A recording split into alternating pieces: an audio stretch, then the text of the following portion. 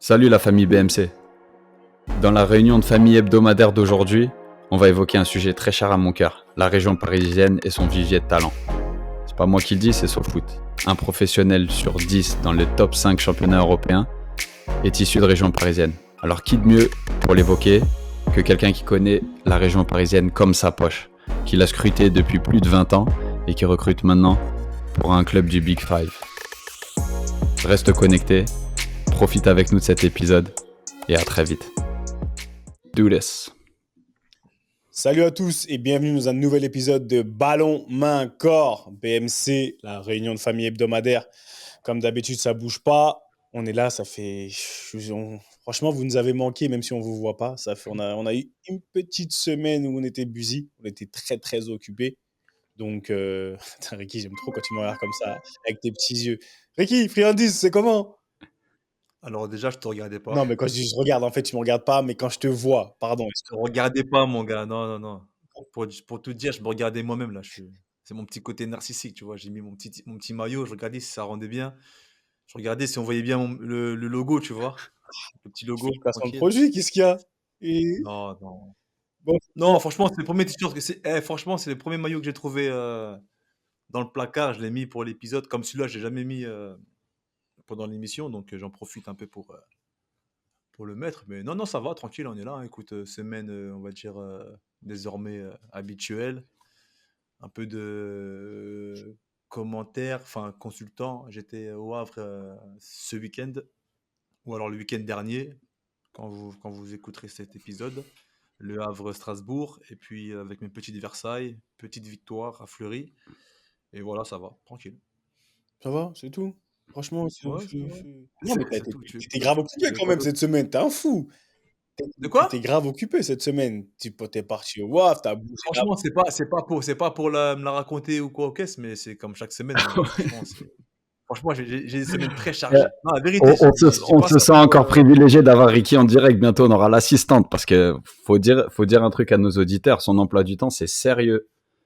Sérieux. Non, non, franchement, en fait, c'est pas ça dans le sens, je suis un homme super coté. C'est vrai, j'ai des semaines chargées. Entre les enfants, les entraînements avec les petits, même la radio, des fois, la radio, je dois reporter. Je fais quelques plateaux aussi à gauche, à droite avec des amis, certains médias. Donc, non, franchement. Mais la, On est, comme tu dis, Quentin, c'est que du blessing, hein, on est content, tu vois, mais la question, c'est est-ce que tu kiffes? on est bien. Tu kiffes? Bien sûr, Ah on kiffe. voilà. Est-ce que je me plains? Je me Non, plains c'est pas. c'est une question pour les gens parce qu'en fait, les gens souvent ils vont se dire et en plus j'aime pas du tout tes côtés et ça fait c'est pas se la raconter dire que tu es en demande, d'accord? Et c'est pas se la raconter dire que tu es en demande, c'est parce que Ah ouais, si tu es en demande, c'est que tu fais les choses bien. C'est que je suis en demande et j'en demande aussi. Donc, franchement, non, non, que du kiff. Mais c'est pas facile, mais c'est que du kiff. Donc, on avance. on n'aime pas les choses faciles. ATL, ATL, dis-moi. ATL, tu vois, je me sens comme encore un peu plus sage, un peu plus expérimenté que vous deux là. Tu vois ce que je veux dire? J'ai pris une année de plus, donc tu vois, Ah ouais, c'est une vrai. semaine, d'anniv. C'est toujours les meilleures semaines. Franchement, avec le temps, jamais prendre pour acquis un anniversaire. Tu vois, les petits messages, les petites célébrations. Ah, je l'avais dit l'année dernière, c'est officiellement mon jour préféré de l'année, hein, vraiment. Tu vois, tu reconnectes avec les gens, même les gens d'un jour. Tu vois ce que je veux dire? Tu gardes le contact comme ça, un petit message sympa par-ci, par-là, rien prendre pour acquis. Et en plus, assez beau cadeau, hein. Brighton, Manchester City ce jour-là. Comme quoi, tu vois, game respects game. Tu vois ce que je veux dire? Ça affiche, tu vois, vraiment pas mal. Non, sinon, un petit peu plus compliqué au club. Là, on enchaîne un peu les mauvais résultats. On est sur 3 matchs sans victoire à domicile. 4 ou 5 sur la série. Ouais, ça commence un petit peu à tanguer. C'est là que ça commence à avoir besoin de constance dans les comportements. C'est là où on entre en scène, on va dire, hein. C'est là où les joueurs expérimentés servent à quelque chose. C'est là où un peu le mindset un petit peu, tu vois, de calme, d'apaisement et de constance aussi, tu vois. Tu sais, quand tu célèbres trop tes victoires, les moments comme ça sont encore plus difficiles. Donc c'est là où tout d'un coup les gens se tournent un peu vers toi. C'est là où tout d'un coup on se dit qu'est-ce qu'on fait. C'est là où il y a des petits comités et tout d'un coup c'est sur ton expérience qu'on se penche, qu'on se dit voilà, vous avez déjà vécu des choses comme ça. Enfin bref, tout ça pour dire qu'on a un invité spécial qui me connaît depuis un moment où je n'avais mais vraiment absolument aucune expérience, qui a été lui-même un sage dans mon parcours. Je voudrais juste savoir ce qui se passe de ton côté à London avant que tu l'introduises Non, mais naturellement. normal, normal. Mais en plus, tu sais quoi, dans les moments difficiles comme ça, là, que tu vis, par exemple, dans ton club, c'est là où on fait, tu vois, on va chez le coiffeur, on fait des bêtes de dégradés. Parce que franchement, montre-nous ton dégradé, il est clair. Tu vois, quand ça va pas, Ricky, quand ça, Oh putain, j'en perds mon micro. J'en perds mon Ah, micro. regarde, il est jaloux, Ricky. D'habitude, c'est de ses contours qu'on parle et moi, maintenant, tout d'un coup, tu vois, franchement, quand ça va pas, tu sais, des fois, c'est la merde et tout, on perd. On se fait plaisir, tu vois. Q, il est parti, ma parole au sabre sont dégradées. Tu sais quoi, je peux couper sans problème parce que ça repousse, tu vois, tu Ah vois, oui, et donc c'est pas trop un problème. oh, nous, on est en galère, tu vois, mais du côté, nous, on souffre, hein. Des fois, je mets du wax et tout, parce qu'ici, ça creuse, tu vois. On essaye de. Non, du côté de London, en rapide, avant d'introduire notre invité, qui est très cher à ton cœur et très spécial dans notre industrie, très important pour moi. Moi, du côté de London, non, ça va. J'ai beaucoup voyagé aussi ces dernières semaines. Comme je vous l'ai dit, bah, on ne cache pas, j'ai eu ma date d'opération. J'ai eu ma date d'opération finalement pour mes hanches, et bah, pour la première en tout cas. Et c'était sincèrement, mon chirurgien et que ça soit le corps médical, ça quand même demandé, vous êtes stressé? Ils ont pas compris, je suis super excité. Et les gens, ils se prenaient la tête. Ils disaient, mais comment ça se fait? Parce que j'ai tellement vécu dans la souffrance pendant X années, maintenant, on parle d'années, que ouais, c'est la seule chose en fait qui a. Parce que j'ai beaucoup voyagé, j'ai pas fait de première ligue ce week-end. Et voilà, donc non, ma première préoccupation, mon main focus, c'est mon opération. Donc, il faut faire des trucs préopératoires, et cetera. Tu vois, il y a plein de rendez-vous, mais c'était galère parce que je vais me faire opérer en France. Donc, il faut faire un peu d'aller-retour et tout. Mais franchement, c'était bien. Après, pour le taf, ça va, c'est la fin de saison. On a vu déjà certains relégués ici en Angleterre. Donc voilà, la saison elle se décante un petit peu. Mais bon, enough of me, comme on dit. Moi, on peut en parler longtemps. On a un invité. Franchement, on parlait. Bon, je ne vais pas te manquer de respect. Notre invité, on parlait de cheveux. Bon, tu vois, dans les... on, on parlait de cheveux. Il fait partie de la bande. Il est plus âgé que nous. Tout simplement, bienvenue dans la famille BMC, dans la réunion de famille hebdomadaire. Rachid Klifi, bienvenue. Merci beaucoup de nous honorer de ta présence. Merci à vous pour l'invitation. Ah, c'est important, c'est normal, c'est Merci, normal. merci, Rachid, merci, comment tu vas? merci pour l'invitation. Ça fait plaisir. Bon, Quentin, joyeux anniversaire, mais quand je vois ton âge, ça me rajeunit pas. Donc, Non, on commence à se mentir, Rachid, on se demande plus les âges non, et je me tout. mets Pour en nous, plus, c'est tu vois, tu encore. parlais de coupe de cheveux. Et à un moment, j'ai décidé, ouais, ça pousse plus là-haut, je rase et je me pose plus de questions, tu vois. Donc, on se pose plus de questions, on avance. On s'occupe plus même de savoir quel âge on a. On avance tranquillement, tu vois. Donc, c'est le plus important. Non, Et puis voilà, d'être bien, tu vois. C'est ça le plus important, de se sentir bien. Tu parlais de hanches, de santé, tu vois. C'est avec l'âge qui augmente, c'est là que tu te rends compte de l'importance de la santé, des petits trucs, des petites choses que tu n'as pas fait quand tu jouais ou des. Ah, tu t'es dit, j'aurais dû m'étirer un peu plus, travailler un peu plus. Et puis là, tu as des petits bobos par-ci. Là, je me suis blessé, mais j'ai pas fait la réathlétisation comme il fallait, machin. Et puis, arrive à un certain âge où tu le ressens, mais voilà. Mais bon, c'est la vie, hein. On faut plus vieillit, prendre les les choses. enfants grandissent. Exactement. Rachid, tu peux, pour nos auditeurs, pour ceux qui ne te connaissent pas, nous donner simplement qui es-tu? Qui es-tu? Qui est Rachid Cléfé? Qui Alors, es-tu? Aussi simplement que tu puisses te présenter. alors, si tu veux commencer par rapport à BMC, je suis le premier entraîneur de gardien de Quentin, si tu veux commencer par là. On, D'accord, ok, on ok. parle de Voilà. réunion de famille, c'est vraiment ça, c'est pas usurpé. Non, non, c'est parce que, voilà, si tu veux, bon, je suis de Paris, j'ai grandi à Paris, j'ai joué au foot dès l'âge de 10 ans, tu vois, puis après, mais j'étais gardien de but, petit de taille, et on m'a vite fait comprendre, tu vois, quand j'étais jeune, c'est là aussi, tu te dis, il y a des époques où ça manquait de psychologie. Mais j'étais en sélection des Hauts-de-Seine et tout. Je pensais, tu vois, on était dernier stage. Je pensais que j'allais passer, être au moins gardien remplaçant à la sélection des Hauts-de-Seine. Et puis là, le stage se termine dimanche midi. Tu as l'entraîneur des gardiens de la sélection qui me dit, bon, Rachid, je te prendrai pas pour le stage suivant je prends pas dans les 16 parce que tu es trop petit. Tu vois, donc ça te coupe les jambes. Et donc voilà, et donc après, tu sais, j'ai trotté ça dans ma tête en me disant: «Jamais je deviendrai pro à cause de ma taille». Mais j'aimais tellement le football et tout que, bah, je continuais quand même à bosser. J'étais un peu, tu vois, j'étais un leader malgré à mon poste, j'étais souvent capitaine alors j'étais gardien. Et j'ai un de mes éducateurs qui m'a dit: «Mais Rachid, passe le pas, tu es un leader et tout, bah, viens, deviens entraîneur». Donc j'étais à la CBB, puis après j'étais parti jouer à Saint-Cloud, je crois que j'étais en minime ou quelque chose comme ça. Et c'est là où, bah, à l'âge de 16 ans, j'ai commencé à passer mes diplômes et à coacher. Et c'est comme ça que j'ai connu Quentin, parce que Quentin, à l'époque, il avait 9 ans, c'était en 1995. Ah Ça ouais, ça remonte. remonte, hein. Donc c'est comme ça Parce que qu'il j'ai est, connu. Et puis, ça remonte. Il a dit minime, hein. Il a dit Ouais, minime. Ça veut dire. minime. non, mais ouais, c'était ça, Ouais. ouais, minime, minime. Ouais. Donc ça remonte. Ouais, mais nous, on connaît plus un Voilà, minime, ça cadet, remonte. Non, mais ce junior. que je veux dire, c'était notre époque quand même, mais ça veut dire que ça C'était la Ouais. remonte. fin, C'est-à-dire qu'il y c'était a. la fin de votre époque à vous. Moi, c'était mon époque. Et puis après, ouais, j'ai minime. Non, mais ouais, c'était pas, ça avait changé, je crois. C'était les 13 ans, les catégories, ou les 15 ans. J'étais en catégorie Moins de 15 ans, 13. voilà. T'avais 13, Ok. 15, 17. Donc voilà, c'est comme ça que j'ai connu Quentin, parce que j'étais son premier entraîneur de gardien sur le terrain rouge à Saint-Cloud, là. Moi, j'ai une question par rapport à ça. Est-ce qu'il avait déjà une grosse tête déjà, De Quentin? ouf. Tu vois, elle devait être encore plus grosse à l'époque. Et Non, mais Rachid, il a deux, trois dossiers. Grosse tête, petit corps déjà? non.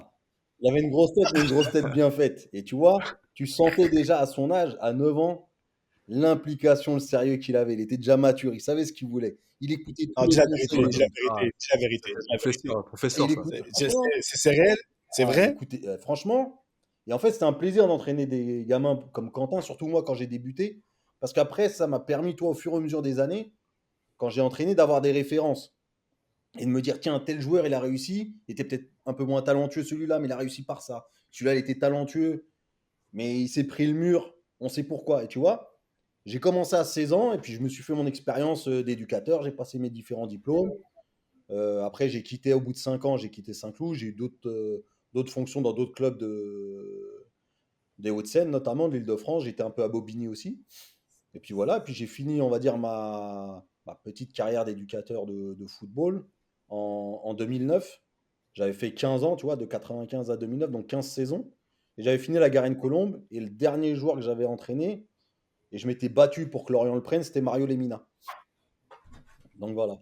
Et Ok. en fait, Mario, il avait reçu une lettre négative. Et puis j'ai insisté, je les ai harcelés Lorient en leur disant non, faut le prendre parce que, tu vois, je parlais de Quentin juste avant, mais Mario, j'avais trouvé extraordinaire chez lui, c'est que il imprimait très vite et il mettait vite en action les conseils que tu lui donnais. Et Et tu l'as connu à où, la Garenne-Colombe, Mario? je l'entraînais Ah en aussi, 15 ok, ans d'accord. excellence. Tu vois, il était en Ok. excellence départementale. Donc, quand j'appelais les clubs, je leur disais en excellence, ouais, mais nous, on a déjà un milieu. Oui, mais il joue pas en ligue, machin, tu vois. Et puis à Lorient, ça l'a fait. Et puis c'est comme ça qu'il a réussi sa petite carrière.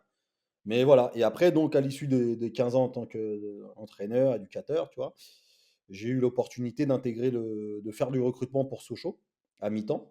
Tu vois, donc j'étais sur Paris. Parce qu'à côté, voilà, à côté, en même temps que à 16 ans, donc je coachais, je jouais, j'étais au lycée. Après, je continuais à coacher, jouer, j'étais à la fac. Puis après, j'ai passé mon concours en parallèle, j'ai eu ma licence en STAPS. J'ai passé un concours de prof de PS, je ne l'avais pas eu à l'époque. J'ai passé le concours d'instit. Et en fait, j'étais instit en parallèle d'éducateur de football. Donc, j'étais instit je travaillais avec des élèves handicapés, tu vois. Et puis j'ai aussi bossé avec des élèves en difficulté scolaire, les SECPA. Oh, Hmm. oh, oh, oh, t'inquiète. Les fameux, Les les fameux. fameux. Oh, oh, oh, oh. On Voilà. les connaît. Pas n'importe lesquels, hein, c'était à Saint-Denis, hein, Franc-Moisin. T'étais au franc? J'étais au C'est-à-dire, Franc. t'étais à Marseille-Cachin? Non, attends, comment ça s'appelait? C'était Garcia Lorca. Garcia Lorca. Ouais, Gachin, c'est écoutez, Garcia Lorca, mon père est très. Moi, j'ai grandi à Garcia Lorca. d'accord. Parce que Garcia Lorca, je t'ai dit, les SECPA, c'est pour ça que je t'ai dit, je les connais très bien. Parce que mon père, il était prof à Garcia Lorca. D'accord. Donc, j'habitais à côté. J'étais toujours là-bas. Ah, ça se trouve, on était Donc, collègues. Moi, oui, à j'étais l'époque. prof, c'était quoi? C'était quelles années? C'était 2000. J'ai fait 2006, 2007 et 2007-2008 là-bas. Non, non, non, non, tu connais le dur. Non, tu connais le vrai dur. Prends-moi un, Garcia Lorca. SECPA. C'est ta Parce que SECPA, déjà, t'es c'est à que vraiment. Franc-Moisin, Garcia Lorca, tu sais que c'est. Non, mais voilà, c'est des bonnes expériences. Donc, tu vois, j'avais cette expérience en parallèle Ouais. aussi. Voilà, après, je te rajoute pas les métiers que j'ai fait quand j'étais étudiant. J'ai fait éducateur de sportif pendant les vacances à Gennevilliers, aux luttes.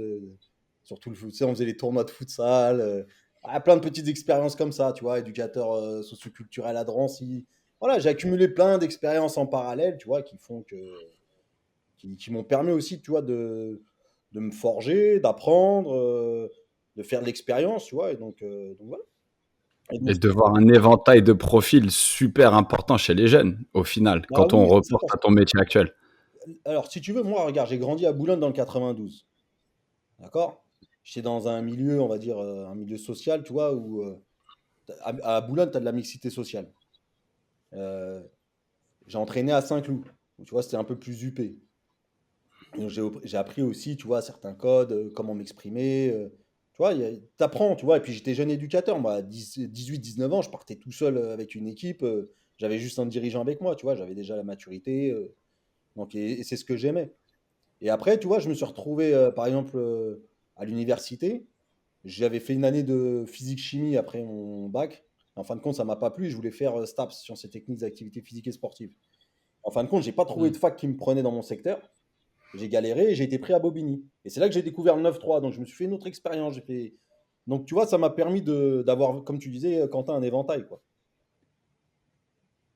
Et c'était cette mixité, cet éventail aujourd'hui qui t'amène aujourd'hui. Tu as dit, tu as commencé par rapport à ton métier actuel.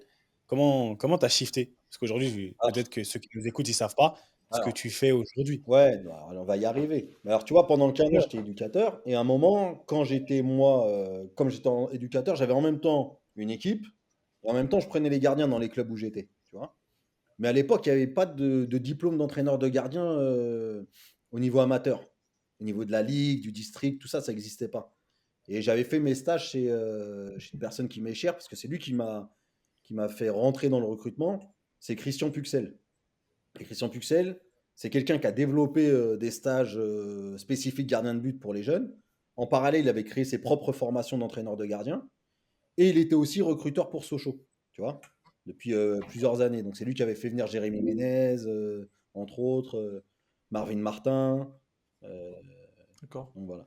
Et en fait, si tu veux, avec Ok. Christian, j'avais passé mes diplômes chez lui et j'avais encadré ses stages. Donc on s'était liés d'amitié et tout.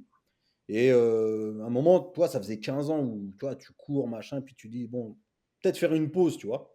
Parce que moi, je faisais les choses à fond. Pour te donner un ordre d'idée, les dernières années où j'entraînais à la Garenne-Colombe, justement quand j'avais Mario Lemina, tu vois, saison 2007-2008, 2008-2009, je faisais déjà de la vidéo. C'est-à-dire que les joueurs, ils venaient, j'avais un vidéoprojecteur, j'avais un logiciel qui s'appelait, c'est quoi le logiciel déjà? Xsimul. C'est un truc en 2D, je faisais des animations 2D, j'enregistrais des matchs, des actions, je faisais des montages sur DVD. Et avant les matchs, je montrais ça à mes joueurs. Je dis aujourd'hui, je veux qu'on recherche ça. Tu vois, on avait travaillé la semaine, etc. Mais on en reparlera, mais j'étais dans le monde amateur. Donc pour moi, tu vois, je bossais parce que je voulais y arriver dans le foot, tu vois, même en tant qu'entraîneur à l'époque. Donc je me donnais à fond de par moi-même. Et je pensais que ça, ce que je faisais, c'était un truc naturel qui se faisait en centre de formation, tu vois. Et pas forcément, tu vois. Je me suis rendu compte il n'y a pas longtemps que j'étais un peu en avance sur mon temps par rapport à l'utilisation de la vidéo, les montages, et les logiciels, etc. Tu vois.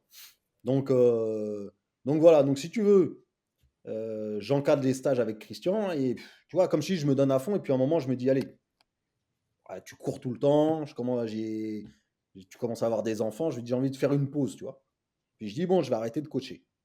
Et quand Christian, il entend que je vais arrêter de coacher, il me dit, écoute, Rachid, j'ai besoin d'une deuxième personne à Paris pour le recrutement pour le centre de formation de Sochaux. Est-ce que tu veux bien me donner, tu veux bien venir avec moi? Je lui dis, ok. Donc, si tu veux, je démarre à Sochaux, mais en me disant, mon objectif, ce qui va être bien, c'est que je vais mettre enfin un pied dans le monde pro. Tu vois, pour comprendre comment ça fonctionne. Et je me dis peut-être que, tu vois, je vais peut-être devenir éducateur, machin, mais dans mon idée, c'est ça. Et je me dis, allez, et puis je fais ça peut-être une année pour voir aussi comment c'est, tu vois, le recrutement, pour faire une pause. Et en fin de compte, je tombe dedans et tu commences à aller voir les matchs et puis faire tes premiers joueurs qui signent, et puis tu as envie de les suivre, de voir ce qu'ils vont donner. Et puis en fait, je suis tombé comme Obélix, tu vois, dans la marmite du recrutement. Mais c'est quoi justement qui t'a fait aimer ça? Justement, parce que tu sors du côté plus technique. plus terrain. Là, tu es justement à l'extérieur, dans l'observation. C'est quoi qui t'a fait, comme Sam l'a dit, hein, c'est quoi qui t'a fait switcher un peu? Au départ, franchement, ça s'est fait comme ça parce que je me voyais. Tu sais, je te dis, je voulais faire une pause dans le coaching. Je voulais arrêter une année, tu sais, prendre un peu de recul, peut-être voir des matchs, voir ce qui se fait ailleurs, passer des Ouais, mais formations. après, tu plus Hein, revenu tu m'as après. dit? Après, je pense que tu plus revenu Non, dans je le suis plus coaching. revenu. Parce qu'après, Voilà, donc c'est quoi qui t'a fait rester alors? Ma question, c'est en quoi qui fait, te fait ce que rester j'ai dans accroché, le. c'est ce que je te dis, en fait. C'était de me dire, tiens, j'ai fait venir des gamins, j'ai envie de voir leur évolution, j'ai envie de voir ce qu'ils donnent. Et puis, tu crées des relations de confiance avec la famille, tu vois? Et donc, quand toi, tu t'engages, on va essayer de les faire venir. Les familles, quand elles te voient, elles voient le club, certes, mais c'est toujours Rachid, tu vois? Donc, tu crées des relations avec ces gens-là, tu te dis, ah, tu vois, ils ont mis un pied au club. Tu peux pas partir comme ça tout de suite, tu vois? Quelque part, ça te coince un peu au départ. C'était un peu ça, tu vois? Et puis après, tu te prends au jeu, mais au fond de moi, ça me manque de coacher, pour être franc, tu vois? Ah, Ah ouais, non, Ah ouais? ça me manque. Ah, Jusqu'à jusqu'à présent? présent, tu vois?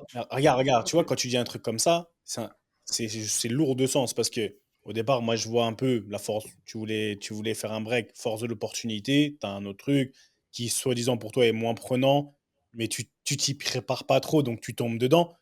Mais tu vois, quand tu dis les familles, tu crées une certaine proximité avec les familles en tant que recruteur, mais elle est où la différence entre cette proximité que tu peux avoir avec les familles en tant que recruteur de celle que tu as quand tu es éducateur?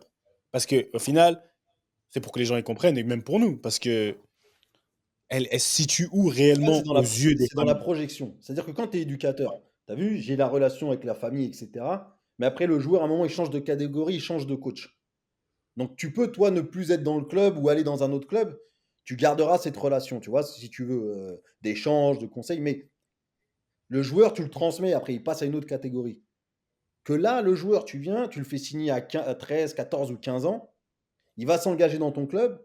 Donc, quelque part, tu te sens une certaine responsabilité de suivi de ce qui va devenir, tu vois. Parce qu'en fait, tu le fais rentrer au club, mais malgré tout, quand tu es le recruteur, aux yeux des familles, tu sais, tu es la première personne qu'ils ont vue qui représentait le club. Donc, tu es le club. Et donc, tu es T'es le quelque garant, part un peu coincé par ça, si tu veux. Tu vois ce que je t'es veux le dire? garant, t'es le garant. Est-ce que garant, t'es le garant des valeurs, t'es le garant de Bah, c'est ce que Ah je ouais. dis différents toujours. points. Quand tu es recruteur, t'es la première image qu'on donne du club. Tu vois? C'est vrai. Donc, tu représentes le club. Donc, tu es le garant du club. Donc tu peux pas comme ça décider. Et puis tu sais, tu t'engages dans un truc. Et puis après, je me suis pris au jeu aussi de te dire, tiens, pour toi-même, tu as envie de dire, toi, j'ai accroché parce que, alors ce qu'il y a de différent, mais que j'aime bien aussi, c'est que tu crées tout ce relationnel, tout ce réseau avec les éducateurs, avec les familles, tu vois. Et ça, c'est important, tu vois. Et puis tu as un œil extérieur, tu observes, tu vois. Tu observes. Donc, et puis après, la deuxième chose qui fait que ça m'a pas permis après pour revenir après en tant qu'éducateur, il faut que tu trouves aussi le bon projet, tu vois? Quand tu as pris du recul, tu es sorti, tu dis: «Si demain je dois revenir, il faut que je revienne dans le bon projet». Donc heu, Hmm. donc voilà. Ouais, et puis en tant qu'amoureux du foot, j'imagine que faire des matchs de 17 nationaux, enfin de U17, de U19 nationaux, de faire des matchs de niveau assez intéressant, à un moment donné, tu te dis, tu prends tellement de plaisir à cet échelon-là que si tu as une opportunité à un niveau inférieur, que toi tu vois des choses que déjà c'était à la Garenne-Colombe, c'est ça, tu mets des choses en place qui étaient en avance sur ton temps, tu te dis, j'évolue à un certain niveau et tu commences à avoir des standards où ça devient un peu difficile de reculer. Moi, je me rappelle, tu parles de la Garenne-Colombe. Je me rappelle d'être venu te voir jouer contre la CBB. Il y avait Loïc Damour qui jouait en face. Et à l'époque, je t'avais dit, ouais, c'est qui lui? Ah, il est à Clairefontaine, machin. Toi, Ricky, il me semble que tu as joué avec lui récemment même. Et c'est quelque chose, je me rappelle depuis ce jour-là, j'ai suivi la carrière de Loïc Damour en venant juste, toi, tu sais, te rendre visite, la visite que je faisais souvent, la visite annuelle, tu vois, avec mon ancien éducateur qui m'a fait aimer le foot, quand on allait je me rappellerai toujours, Rachid, tournant en salle, un jour, il m'a prêté un de ses maillots parce que j'arrivais un petit peu à sa taille. Il m'avait prêté un de ses maillots et je l'avais porté comme si c'était une armure. Et tu sais, maintenant, quand toi t'en parles, il y a ce côté, tu vois, dans le recrutement, le côté bienveillance que tu as toujours eu avec nous en tant que joueur, que tu avais sans doute avec tes joueurs tout au long de ta carrière d'éducateur, que tu peux continuer à avoir en tant que recruteur parce qu'effectivement, tu es la première personne à qui les parents ont affaire, à qui le joueur a affaire et qui représente le club. mais en même temps, tu peux te permettre dans une position de suivi aussi, tu vois, d'aplanir un petit peu. En fait, t'as un Je pense lien que ça se constant. fait, tu vois, par exemple, je sais que j'ai déminé certaines situations, c'est-à-dire que quand certains jeunes c'était compliqué au centre et machin, j'ai pu déminer certaines situations, tu vois. Parce que j'avais aussi parfois le recul nécessaire par rapport à certains joueurs, tu vois. Donc, J'imagine bien, je digresse parce que en fait, moi, ma question, c'était dans plusieurs interviews que j'ai retrouvées, notamment, comment ça s'appelle tu sais, l'ancienne interview SFR Sport, là, ouais, le Le vestiaire. Tu vestiaire. sais, et en fait, tu vois, là, tu nous décris ton parcours que je connaissais, mais au final, d'avoir été en contact avec autant de jeunes dans le foot et en dehors du foot, dans le vestiaire, tu disais, ouais, il y a la stat, il y a le test de l'œil, et ensuite, il y a l'importance de l'environnement familial, de l'environnement global. Combien ton passé d'éducateur plus t'a servi à cette identification-là, et est-ce que c'est pas une de tes plus grandes forces maintenant dans ton métier de scout? si, si, tu vois, les 15 ans en tant qu'éducateur, en plus, comme je t'ai dit, j'ai des expériences où j'ai été dans divers milieux sociaux. C'est ce qui fait aujourd'hui, je pense, une de mes forces. Tu vois, quand j'échange avec beaucoup, parce qu'en fait, ce qu'il y a de marrant dans le côté chez les recruteurs, c'est que les parcours sont divers et variés. Tu vois, tu as des gens, ils ont tout de suite démarré le recrutement. Tu as des gens, ils ont arrêté de jouer jeunes, ils sont passés au recrutement. Il y en a qui ont été éducateurs pendant longtemps et sur leur fin de carrière, ils deviennent. On les a recasés un peu au recrutement, un peu, tu vois. Et en fait, tu as des parcours tellement différents. Il y en a qui ont été dans des staffs pro qui deviennent dans le recrutement. D'autres qui viennent du monde amateur directement, d'autres qui ont été directeurs sport. Les parcours sont divers et variés, tu vois. Et aujourd'hui, je vois qu'on a de plus en plus de recruteurs bah, qui sont très jeunes, tu vois, qui sont beaucoup dans l'analyse, qui vont regarder beaucoup de matchs, tu vois. Et on a beaucoup de recruteurs aujourd'hui qui ont moins de 30 ans, tu vois. Et je pense qu'ils ont pas ce côté, ils ont ce côté analyse technique, tactique, parce qu'ils se sont fait beaucoup, beaucoup de matchs, tu vois. Après, ils vont peut-être manquer là où on va dire, j'ai une expérience supplémentaire, c'est sur Expérience de vie. l'évaluation, ouais, sur l'évaluation on va dire, psychologique dans sa globalité, c'est-à-dire essayer de voir qui a le plus d'influence autour de lui, tu vois. Est-ce que cette influence, ça va être positive ou négative? Comment il se situe le joueur? Parce que quelque part, on oublie, mais c'est le projet du jeune joueur. Mais quand c'est le projet du jeune joueur, et que le jeune joueur, il n'a pas parlé une seule fois, ou que le joueur, il n'a pas parlé une fois, c'est tout son entourage qui parle, ça te donne aussi, tu te dis aussi, attention, est-ce que le gamin, il manque pas un peu de caractère?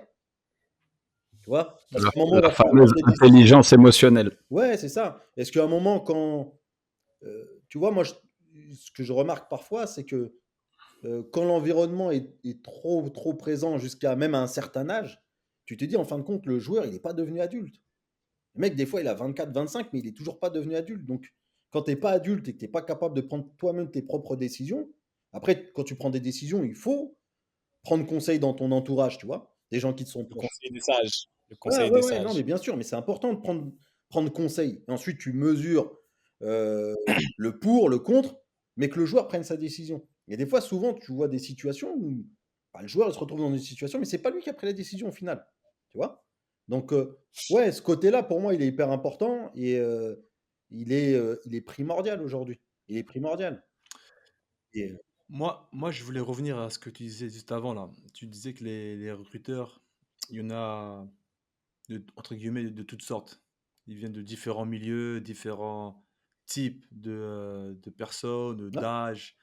Et moi, ma question, c'est la suivante, c'est qu'est-ce qui fait un bon recruteur?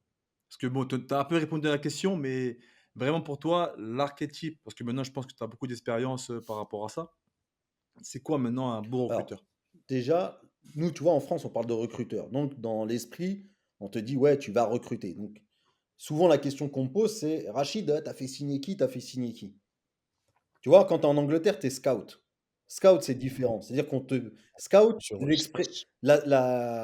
J'allais dire la translation, mais la traduction, c'est. La traduction, c'est éclaireur. T'inquiète pas, on est entre Ouais, ouais. anglophones Ah, ici, t'inquiète ici, pas. franchement, on est bien, hein. British, Naija, américain. C'est bien. La traduction, c'est éclaireur. L'éclaireur, c'est celui qui va chercher de l'information. Et en fait, en Angleterre, le scout, enfin le métier partout, en fait, le vrai terme, c'est scout. Ça veut dire que tu vas chercher de l'information. D'accord? Et tu vas donner ton avis. Et moi, pour moi, le bon scout, c'est celui qui sait travailler en équipe parce que tout seul, tu peux rien faire. Tu vois? Tu es obligé d'échanger. Et Mhm. justement, le fait que tu as des gens qui soient de milieux différents, d'expériences différentes, ça te permet d'avoir des points de vue différents et d'ouvrir ta réflexion par rapport aux joueurs. Tu vois? Ça, c'est la première chose. Donc, pour moi, un bon scout, c'est celui qui sait travailler en équipe, qui sait être humble et qui sait mettre son ego de côté parce que Excuse-moi, Rachid, je te coupe. Quand tu dis en équipe, c'est avec qui? Dans ton club, tu parles? Ou tu parles en équipe avec tes bah confrères? non, mais en équipe, quand tu es dans un club, en général, tu pas tout seul. C'est rare quand tu D'un es tout club. seul comme recruteur, sauf si tu es vraiment un petit club. Mais quand en équipe, ça veut dire que tu vas travailler avec les autres recruteurs, le responsable du recrutement, Ok. le directeur Voilà. sportif Ouais. et le coach. Et D'accord. ensuite, le bon scout, c'est celui qui n'a pas peur d'être frustré. Parce que tu en as combien des fois, tu aimes des joueurs, tu dis tiens, il y a une opportunité, machin, et on fait pas le joueur.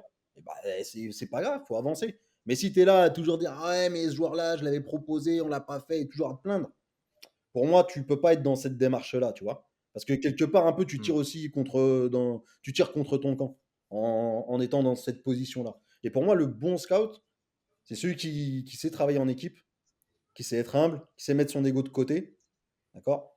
Et puis après, il va y avoir les qualités, mais il y en a des qualités qui vont se développer, c'est-à-dire l'analyse du jeu, l'analyse des joueurs, tu vois? Et puis, là où je pense qu'il faut être très bon aujourd'hui, c'est dans les informations par rapport aux joueurs. C'est-à-dire que quand tu vas recruter un joueur, bah, il faut que le mec il corresponde à la mentalité, l'état d'esprit du club, et qu'à un moment, quand tu vas l'amener dans un vestiaire, il corresponde à la mentalité qui règne dans le vestiaire.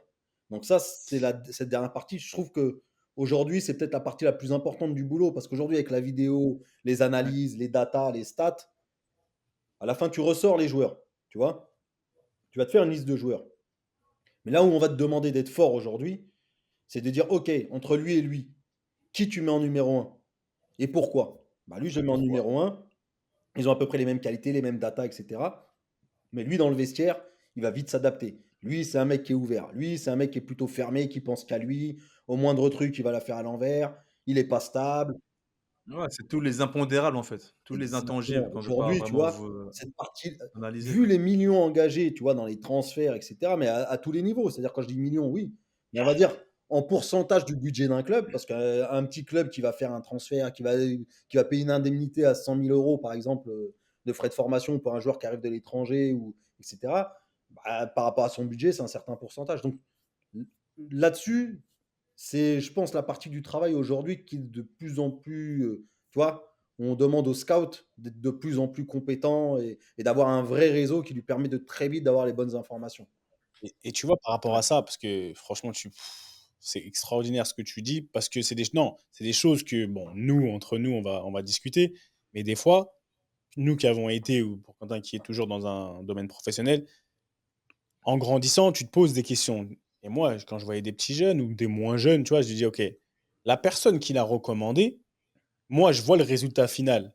Je me dis, si moi, je le vois aujourd'hui, tu vois, tu sens avec l'expérience quelqu'un qui peut être un problème, quelqu'un qui, tu vois, quand à un moment donné, ça va pas aller dans son sens ou qui est arrivé avec une certaine étiquette et quand les choses ne se passent pas bien. Et je me dis, est-ce que, on va pas dire toute la faute, la responsabilité, mais pour moi, c'est une responsabilité d'ensemble. Aujourd'hui, de manière concrète, tangible, si moi, c'est la seule raison des fois, je me disais, putain, j'aimerais bien être scout.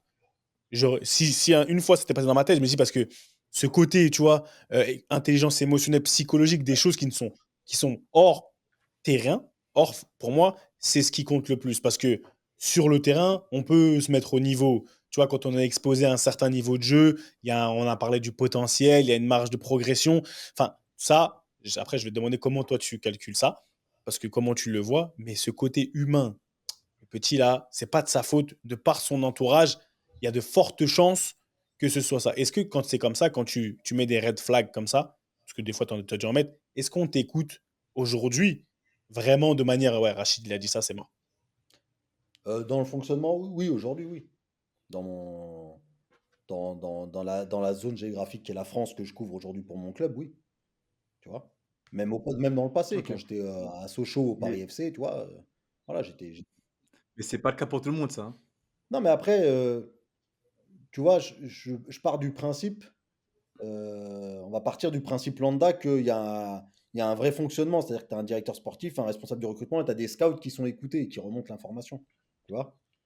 Après, tu peux avoir C'est-à-dire, d'autres choix qui se font parce que, ouais, ok, on a accepté, merci de nous avoir conseillé, toi, en tant que scout, mais après, ça se décide au-dessus. Donc, si le directeur sportif, Bien sûr. il veut quand même faire le joueur Ouais. parce que lui, il en est convaincu, c'est lui le décideur.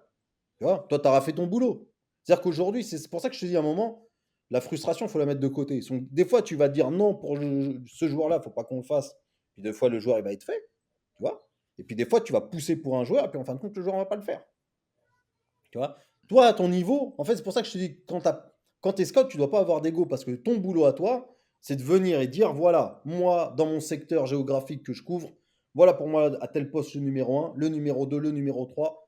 Voilà pourquoi sur le plan technique, athlétique, physique, mental, hors du terrain. Toi, tu as fait ta partie du boulot. Tu es monté, tu as présenté des trucs. Après, à un moment, si tu vois que plusieurs fois, tu amènes des joueurs, les joueurs ne se font pas, ou c'est l'inverse, tu sais, moi, à titre perso, merci messieurs, au revoir. Tu vois, Et d'un point de vue concret, toi, de manière concrète, sans dire les noms, les clubs ou les situations, est-ce que tu es déjà arrivé à une situation où tu as eu un joueur et tu étais persuadé de sa réussite dans ton club, justement dans l'environnement du club, mais ça s'est pas fait, où tu as voulu insister, ou t'es jamais allé plus loin que ça, sans dire les oh non, noms ou les c'est clubs, hein, déjà c'est arrivé vraiment que sur un joueur, moi j'insistais, tu vois. Après, tu vois, c'est un joueur ça bloquait. c'est un joueur, il fallait prendre beaucoup de risques par rapport au club, tu vois. Quand j'étais, donc ils m'ont Ok, pas suivi parce que ça faisait prendre beaucoup de risques pour un très jeune joueur. Donc voilà. d'accord. Mais moi, j'en étais convaincu. Des risques Hein? financiers? Ou des risques Il y avait des risques ou des risques financiers à de temps prendre, de tu vois. jeu? Si on voulait- Des risques Ouais, parce qu'il y financiers, avait beaucoup de d'accord, OK. concurrence sur ce joueur. Donc, si on voulait, il fallait prendre un risque financier qui était important. Donc, je peux comprendre qu'à un moment, tu vois, bah, t'es pas décideur. C'est-à-dire que demain, je deviens décideur, c'est autre chose. Mais là, je suis dans une position où je suis pas décideur, je suis scout. Donc, si t'as pas Mmh. compris quel est ton rôle, bah, en fait, tu vois, comment expliquer ça? Si tu comprends pas quel est ton rôle, tu vas créer une atmosphère négative au sein de la cellule de recrutement. Tu vois? Ah ouais. Et Et tu c'est un peu comme dans un staff. Si à un moment, tu vois, l'adjoint et le coach, c'est négatif entre eux, tu vas le Mmh, sentir. Et ben nous, bien si c'est sûr. négatif entre nous au sein d'une cellule de recrutement, eh ben, tu vas le ressentir dans les choix. Et en fait, moi, je dis toujours que le bon fonctionnement d'un club, c'est quand tout le monde va dans le même sens et va dans le sens de la réussite du club. Et après, Ouais, demain, ou quand chacun a trouvé sa fonction, ouais, c'est quoi. ça. Mais si demain, après, ma fonction me plaît plus, ou le rôle me plaît plus, ou la politique du club me plaît plus, je m'en vais, salut, tu vois. Donc, voilà. Mais C'est ça. Toi, tu es quand même vachement tributaire de. On aime beaucoup en parler encore, mais de la culture du club. C'est-à-dire que si tu arrives à toi-même t'identifier à la culture du club, au d'un côté le profil des joueurs, rechercher le style de jeu du club, et en même temps ensuite les valeurs, parce que on en parle beaucoup. Et moi, ce que tu dis sur les stats, les datas, tout ce que ça t'apporte, mais on en a parlé plus d'une fois sur ce podcast. Si tu recrutes 4-5 joueurs qui ont tous été capitaines dans leur club, tu crois que le mélange dans le vestiaire, ce besoin un petit peu, tu sais, de mener, en fait, après, tu vas avoir trop de mal alpha, et à un moment donné, l'équilibre Non, de ton vestiaire, en il fait, va un pas être vestiaire, respecté. les gens ne se rendent pas compte, mais un vestiaire, vous avez été, vous joueurs. Donc.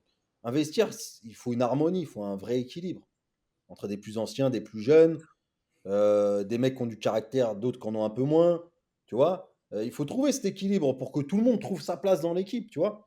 Parce que tu vas avoir une trentaine de joueurs. Tu n'en as que 11 qui vont jouer titulaires, tu vois. 5 qui vont rentrer. Et quand tu fais le bilan, souvent à la fin de la saison, un coach en général, il n'utilise pas plus de 20 joueurs. Donc, tu en as une dizaine qui sont là. Donc, qu'est-ce que tu fais de cette dizaine de joueurs? Est-ce que c'est plutôt des jeunes du centre? Est-ce que c'est plutôt un ou deux mecs expérimentés que tu amènes, mais que ça ne va pas te déranger de ne pas jouer de la saison?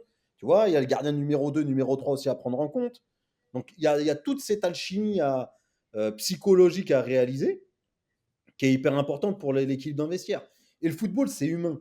C'est un sport qui est humain. C'est-à-dire que c'est pour ça que des fois, on se dit, ouais, c'est bizarre, ils ont mis tant de moyens, ça marche pas. Parce qu'il suffit d'un grain de sable et pour que toute la machine. Alors, le football, c'est vraiment le bon exemple. Tu mets un grain de sable pour que toute la machine elle soit défaillante. Tu vois? Il suffit que ce soit Mais conflit entre le coach et le directeur sportif, tu vas le ressentir. Tu vois? à tous Dès qu'il y les a une échelons. atmosphère, vous l'avez vécu dans les différents clubs, dès que c'est un peu négatif, n'importe quel secteur du club, hein, alors peut-être un peu moins sur le secteur commercial, etc., ça touche moins le sportif. Mais tout ce qui est autour du sportif, dès que c'est un peu négatif, Tu le ressens, tu vois. L'arrivée d'un joueur, c'est la cellule de recrutement qui a poussé, le coach n'était pas au courant, ou un coach qui pousse pour qu'un joueur vienne, mais le club le fait venir, mais pas envie de le faire venir. Et tu vois, ça te crée des tensions, tu le ressens tout de suite dans un club. Et tu dis, ouais, là, Non, mais c'est humain, comme tu as ouais, dit, c'est humain, c'est une science. Et tu vois, regarde, au tout départ, tu as parlé de quand tu as coaché Quentin. Tu vois, et tu as parlé quand tu as coaché Quentin et quand toi, en fait, tu n'as pas été pris dans l'équipe des Hauts-de-Seine. Tu vois, tu es arrivé parce que tu étais trop petit, etc. Est-ce que quand tu regardes un peu, when you look back, tu vois, que tu regardes en arrière, tu fais un peu ton introspection sur ce qui t'a permis aujourd'hui d'avoir d'avoir ce succès et d'avoir juste, tu vois, ce sentiment de bien-être, est-ce que c'est toujours resté dans ta petite tête, tu vois, aujourd'hui, quand tu regardes des joueurs, cette espèce de, on va dire, je vais pas dire discrimination, tu vois, par rapport au physique, etc. Est-ce que c'est resté dans ta tête et ça fait partie un peu, peut-être inconsciemment, de tes prérogatives? Tu dis non, c'est pas parce qu'il est plus petit, parce que toi, tu l'as vécu, par exemple, tu vois. Il y a des choses souvent que certains recruteurs, bah, Quentin, enfin, on en parlait. Moi, j'ai parlé avec certains joueurs aussi. Je disais, non, ce gardien-là, il ne peut pas passer s'il ne fait pas telle taille, etc. Est-ce qu'aujourd'hui, dans ton approche de scout, ce que je veux dire pas recruteur, pour moi, scout, ça rentre en compte toutes ces choses-là qui ont au final formé ton caractère à toi? non, ça rentre en compte. Après, aujourd'hui, tu vas avoir des prérogatives clubs. C'est-à-dire que tu as des clubs qui vont te dire d'entrée, nous, sur tel poste, notamment le poste de gardien de but, aujourd'hui, on veut un minimum telle taille, tu vois. Aujourd'hui, sur le poste de gardien de but, notamment en Angleterre, et Quentin il le sait par rapport à l'Angleterre, c'est quasiment rédhibitoire, tu vois. On demande un certain standing en termes de taille. Donc, des fois, je vais te donner un exemple concret. C'est Vincent de Marconnet, l'ancien gardien du Paris FC. Ah. Ouais. Vincent, quand le club monte de National League 2 la première fois, qui vient, tu vois, et qui est plus grand que lui en taille. Et en fin de compte, ça n'a pas si fonctionné que ça. Le club est redescendu. À l'époque, tu étais au PFC déjà. J'étais arrivé, ouais, comme responsable du recrutement des jeunes au T'étais au départ. PFC, d'accord. Pour Ok, raconter la suite de mon histoire, on y reviendra après, parce qu'on est parti dans tellement de trucs là. grave. Et en fait, quand est parti, c'est Vincent qui a repris de Marconnet. Il fait 1,80 m, mais quand tu parlais avec les défenseurs centraux, ils te disaient, je suis plus rassuré avec Vincent, tu vois, parce qu'il apportait Mm. peut-être un peu plus d'apaisement. Tu vois, il était un peu plus teigneux, un peu plus. Et donc, les gars se sentaient plus apaisés. Mais il fait que 1,80 m, Vincent. Et ça C'est n'a pas incroyable, empêché hein. d'être meilleur Le défense du mec, national. il a fait 40 ans. On Il a a joué joué jusqu'à 40 ans au 40 PFC, lui. ans. Et ça l'a pas empêché d'avoir, je sais pas, un certain nombre de clean sheets en Ligue 2 aussi. Donc, si tu veux, moi, des fois, ouais, tu as des gardiens qui font 1,80 m, mais les mecs, ils ont une bonne lecture du jeu, ils ont un super jeu au pied, tu as envie de les faire, tu vois? Tu as envie de les faire. Donc, mais c'est un peu plus complexe dans le football d'aujourd'hui, tu vois? Mais tu sais qu'à ce sujet, c'est Fabien Barthez qui m'avait dit, qui avait une super anecdote. Il disait, tous les gens, quand ils me rencontrent pour la première fois, ils me disent, ah, mais t'es que grand comme ça. Sur le terrain, tu fais beaucoup plus grand que dans la vie. Ouais, Et il disait, je l'ai expliqué avec le temps par ma présence. Tu sais, en fait, ce que je dégage, tu comprends? T'as un langage mmh, corporel et on en parle beaucoup. Mais le langage corporel, peu importe le poste, t'as une présence et tu vois, ce que tu dis, c'est très, très vrai et c'est valable pour n'importe quel poste. C'est en fait ce que tu dégages à tes coéquipiers. Tu vois, tu peux avoir tous les attributs physiques du monde. ouais, si tu J'ai pas la vu des sérénité monstres. si tu pas la sérénité, c'est compliqué. Les joueurs, les défenseurs, ils ont besoin d'être sereins. Ça veut dire qu'ils savent qu'ils peuvent mettre des fois un ballon un peu pourri. Ils savent qu'il va venir, il va rattraper le coup. Ils savent que, je sais pas, ils ratent leur contrôle, machin. Ils savent qu'il va être là pour faire sortir un grand face-à-face et faire oublier l'erreur du défenseur. Et les défenseurs, ils ont besoin de sérénité. Tu vois? Ah, Donc, non, franchement, c'est même Mm. pas question de sérénité. Moi, je te le dis et je te le redis. C'est que tu es là, tu te dis, je peux prendre un risque parce que je sais que si je fais une dinguerie, oui, en fait, c'est inconscient. Tu dis qu'il il est encore là. Et des oui, fois, mais tu parce joues que avec des, parce que parce tu que joues tu es avec des serein. gardiens. C'est pour ça que tu le tentes Ah le oui, truc. non, mais parce que, en fait, tu as confiance. Parce que des fois, tu joues avec des gardiens qui sont bons, mais tu n'as pas ce truc, tu te dis, Non, je peux non, encore moins me louper. Parce que, non, à il y a des un moment gardiens, donné, tu vas préférer mettre la balle en touche que de lui mettre le ballon en retrait. bah oui, mais Mmh. après, tu sais, il y a ça c'est très technique. Aujourd'hui, on parle. Mais même Quentin, il parle de présence. Aujourd'hui, dans la communication, moi, j'ai joué avec beaucoup de gardiens différents, surtout en Angleterre, où tu vois, des fois, tu te dis, mais il me parle, il n'a pas compris comment il faut me parler. Il va trop me parler, donc il va me parasiter. En fait, c'est vraiment cette cohésion, même psychologiquement, que le gardien il soit intelligent pour savoir que mes défenseurs centraux là, ou ma ligne de défense, on va dire, lui il est comme ça, lui comme ça. Donc c'est vraiment une intelligence émotionnelle de savoir que il sait réellement comment nous parler, comment nous mettre en confiance. Et c'est ça qui Ouais. vraiment là où il dégage beaucoup de sérénité, comme tu dis, c'est à tous ces niveaux. Et là tu dis limite, vas-y, la balle, elle va arriver dans les airs. Je sais qu'il va aller la chercher. Là, c'est chaud. Ils sont en train de pousser de fou. Ils sont en train de pousser inconsciemment. Si tu sais que ton gardien, il est prêt, on parle du poste de gardien, mais après, Ouais. on peut l'appliquer à Mais beaucoup c'est de valable postes. pour tous les postes, ouais. Là, pour tous les postes. Mais là, on parle de Il gardien. est particulier ce poste quand même, parce que quand tu subis machin, tu sais que voilà, t'as besoin qu'il soit là. Et dans tes, comment tu recrutes aujourd'hui? Aujourd'hui, tu préfères, enfin, je vais pas dire que tu préfères recruter quoi comme poste, comme joueur. C'est quoi ton kiff? Décris-nous ton recrutement. Enfin, tu vois, le process parfait pour toi, c'est quoi? Le process parfait. Alors sur un jeune joueur ou un joueur Ouais, pro, parce qu'après c'est deux choses différentes. moi, je pense au-delà de ça, c'est de répondre au cahier des charges, en fait. J'imagine que le club, il dit, nous, on veut tant, tant, tant, tant, tant, et tu vas chercher, ou c'est toi qui dis, ah, écoutez, j'ai trouvé une pépite. Comment ça se passe, en général? Euh, non, T'as niqué ma, Bon, t'as niqué Seb, désolé, hein, Ouais, ouais, je t'ai volé ta ouais, t'as question, niqué ma mais question. Vas-y, pas de souci. Vas-y. elles se rejoignent les questions ou pas? Elles se rejoignent ou pas les questions? On va trouver. Toujours rejoint, Seb répond à c'est, ma question, je le réponds après. Non, on va trouver un pont. T'inquiète, réponds à sa question. On va trouver un pont. T'inquiète. Alors, le kiff, le kiff. Alors, comme je te disais, tu as des critères à certains postes. On va te dire à tel poste, il nous faudra tel type de profil, tel type de profil, tu vois, plutôt rapide sur des latéraux, des joueurs plutôt grands derrière dans l'axe et dans les buts, tu vois. Donc voilà. Donc ouais, le kiff, c'est quand tu as vu un jeune joueur très jeune et, et que ça a matché tout de suite avec le joueur, avec la famille, et que le gamin, tac, il rentre au centre, il fait ses classes, qui sort, et puis parfois il devient international, tu vois. Donc ça voilà, si tu veux revenir au kiff, c'est ça. C'est-à-dire que d'avoir un gamin où ça a accroché et as envie de le suivre, tu vois, suivre son parcours et tout. Et puis le gamin, à chaque fois, bam, bam, il passe les étapes. Et même toi, ça te rassure. Tu te dis, j'étais sûr que ce gamin, mentalement, il serait Mhm. capable, à chaque fois qu'on lui met une difficulté, de passer une étape, de passer une étape, de passer une étape. Tu vois? Donc mon instinct était bon, en fait, tu Ouais, dis. l'instinct était bon. C'est-à-dire que Ton ce que ressenti. j'aime regarder moi en premier, c'est souvent la première touche. Tu vois? Le premier ballon qu'il va toucher, surtout chez un jeune joueur, déjà ça t'oriente. Tu as envie de continuer à le suivre tout au long de son match, tu vois? Donc si tu veux, si on veut découper le truc, quand tu arrives sur un match où tu connais pas les joueurs, les jeunes joueurs, ce que j'aimais faire, c'est les 10 premières minutes, un peu observer ceux qui ressortaient techniquement par la qualité de la première touche, par des gestes, par des, tu vois. Et après, ensuite, me cibler que sur cela et puis voir un petit peu les activités qu'ils allaient avoir avec le ballon, sans le ballon quand leur équipe avait le ballon, si, en fonction du poste, comment ils se comportaient défensivement, tu vois. Regarder un petit peu les qualités chez les jeunes s'ils avaient déjà de la vitesse. Vous avez connu, hein, Clairefontaine, le test de vitesse. 40 mètres, là. 40 mètres 32. Bah, parce que moi, quand tu vois, quand je recrutais pour Sochaux, donc pour revenir comme j'ai débuté à Sochaux pour le recrutement des jeunes, nous, il y avait un test coup près, c'était le 40 mètres 32. Tu vois? Si le gars, À Ah ouais. coup près, carrément. franchement, si le mec, il était au-dessus des 6 secondes, Non, non, mais si, c'est. Ah, Ouais, si, Non, c'est ouais, c'est six, lent, c'est hein. beaucoup, tracker, t'es un fou. Ouais. Si, même, il fallait qu'il si, c'est soit, violent. il fallait qu'il soit à 5,90. c'était entre 5 Non, et mais en 5,5. U13, hein, je te parle, hein. Je te parle en U13. Ah oui, attention. Il fallait Ouais, ah oui. qu'il soit à 5,90, 5,80. attends.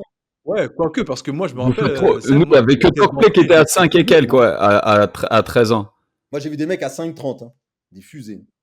Ouais, Ouais, moi j'étais à 6,2, hein. Je me rappelle, j'ai fait c'est ça, nous, 6,2. il n'y en a pas beaucoup en dessous de 6. Hein. Test d'entrée. Ouais. Nous, À l'entrée, hein. Après, À l'entrée. c'était j'ai fini à Ouais, à l'entrée. l'entrée. Après, j'ai fini à 5,9, 5,8, 5,7 là, mais je me rappelle, mais j'étais pas en Par dessous de 6, contre, hein. tu vois, on avait, pourtant on découpait. Après, des fois, on pondérait parce que tu regardais ce qu'il avait fait sur les 10 premiers mètres. Parce qu'un joueur Hmm. qui était morphologiquement frêle et tout, tu regardais si au démarrage ça allait vite et puis qu'il perdait de la vitesse en route, c'est parce qu'il lui manquait de la puissance. Donc la puissance, il allait acquérir. Ouais, Mais tu vois, les 10 premiers ouais. mètres, il était déjà vif, rapide. Donc voilà. Donc voilà. Et puis il y a tu vois, qualité forte.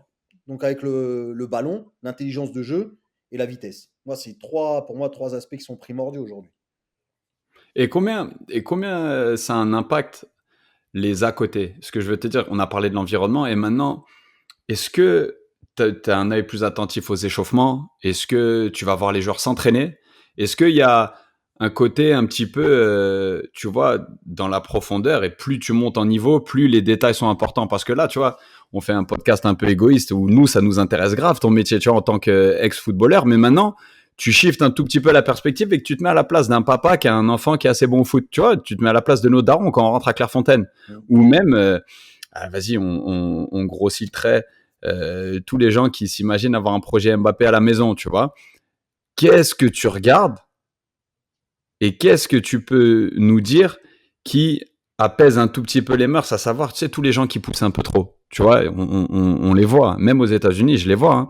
Le souci, il n'est pas financier. Hein. Les enfants, ils vont pas faire vivre des familles. Hein. Ici, le foot, c'est un sport de la classe moyenne très aisée même. T'es dans le Et tout. tu as les mêmes phénomènes, tu as les mêmes parents. Tu as les mêmes parents qui poussent, qui limite recrutent qui engagent des coachs perso et tout. Vas-y, qu'est-ce que tu peux nous dire à ce sujet-là? Tu vois ce que je veux dire de choses que tu observes, l'importance de quand même l'équilibre, tu vois? Ouais, mais si je leur dis ça, les parents, ils vont pousser leurs enfants à. Ils vont les pousser encore plus, les pauvres, déjà qu'ils sont poussés beaucoup. Tu vois? C'est ça, là, tu vas leur faire des 40 mètres de ouf, là. Non, ouais. Non, les mecs, ils vont prendre des. Demain, tu vas regarder. Les gars, ils vont écouter le podcast. Ils vont Des aller poids aux sur le chevilles. terrain, largeur de la surface de réparation, ils vont acheter des cellules. Ouais, on va faire des licences d'athlétisme, mon gars. 40 mètres. Non, mais. Alors, je vais répondre à deux choses. La première, là, ce que moi, dans mon métier, je regarde, ouais, l'échauffement est important, l'entraînement est important parce que ça te donne, tu vois, le body language te donne aussi comment dire, ça Des te donne indications. aussi quelques indices. Des indicateurs, ouais. Exactement. Ça donne des indicateurs pour être précis. Et l'entraînement, ce qui est important, c'est bien, c'est de voir si le joueur, il aime faire des efforts.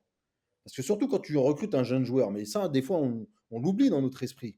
Mais le gamin, ça veut dire qu'il va arriver chez toi, il va peut-être faire de la préfo pendant 2 ans dans le centre technique régional où il est, d'accord? Et ensuite, 15, 16, 17 ans, pendant les 3 ans de contrat aspirant, même si maintenant, des fois, il y en a, ça s'accélère à 17 ans, ils sont vite en Ligue 1. Mais le mec, il va s'entraîner tous les jours. Donc ça veut dire que si le mec, il aime pas aller s'entraîner, tu vois, il aime pas faire des efforts, et c'est dur. Parce que le gars, ça veut dire, hey, il se lève à 7 heures, il va petit-déj, 8 heures, il est en cours, 10 heures, il va sur le terrain, surtout le mardi et le jeudi quand tu doubles avec la séance physique en centre. Le mardi à 10 heures, tu lui demandes d'aller courir, de retourner en cours à 13 heures, de retourner à l'entraînement à 16 heures, d'aller manger, faire ses devoirs, repartir le lendemain sur un même rythme. Des fois, on oublie, tu vois, bah justement, pour rebondir, des fois, les parents, ils poussent, mais ils oublient, on pousse nos enfants vers quoi? C'est-à-dire on les pousse vers Ouais. un rythme effréné. C'est-à-dire que quand le gars, il s'entraîne, tous les sportifs, les jeunes sportifs de haut niveau, et encore dans le foot, parce que quand tu vois ce qu'ils se font, moi, je me rappelle, patinage artistique, quand j'étais en cinquième, j'allais à la piscine, on avait natation à 7h30 du matin au collège. On passait devant la patinoire à 7h du matin, ils patinaient, ils Ils sont s'entraînaient. prêts déjà. Donc, mais on Ouais. se rend pas compte que on oublie tout ce que ça demande le sport de haut niveau. Et c'est pour ça qu'à un moment on parle du mental et du psychologique.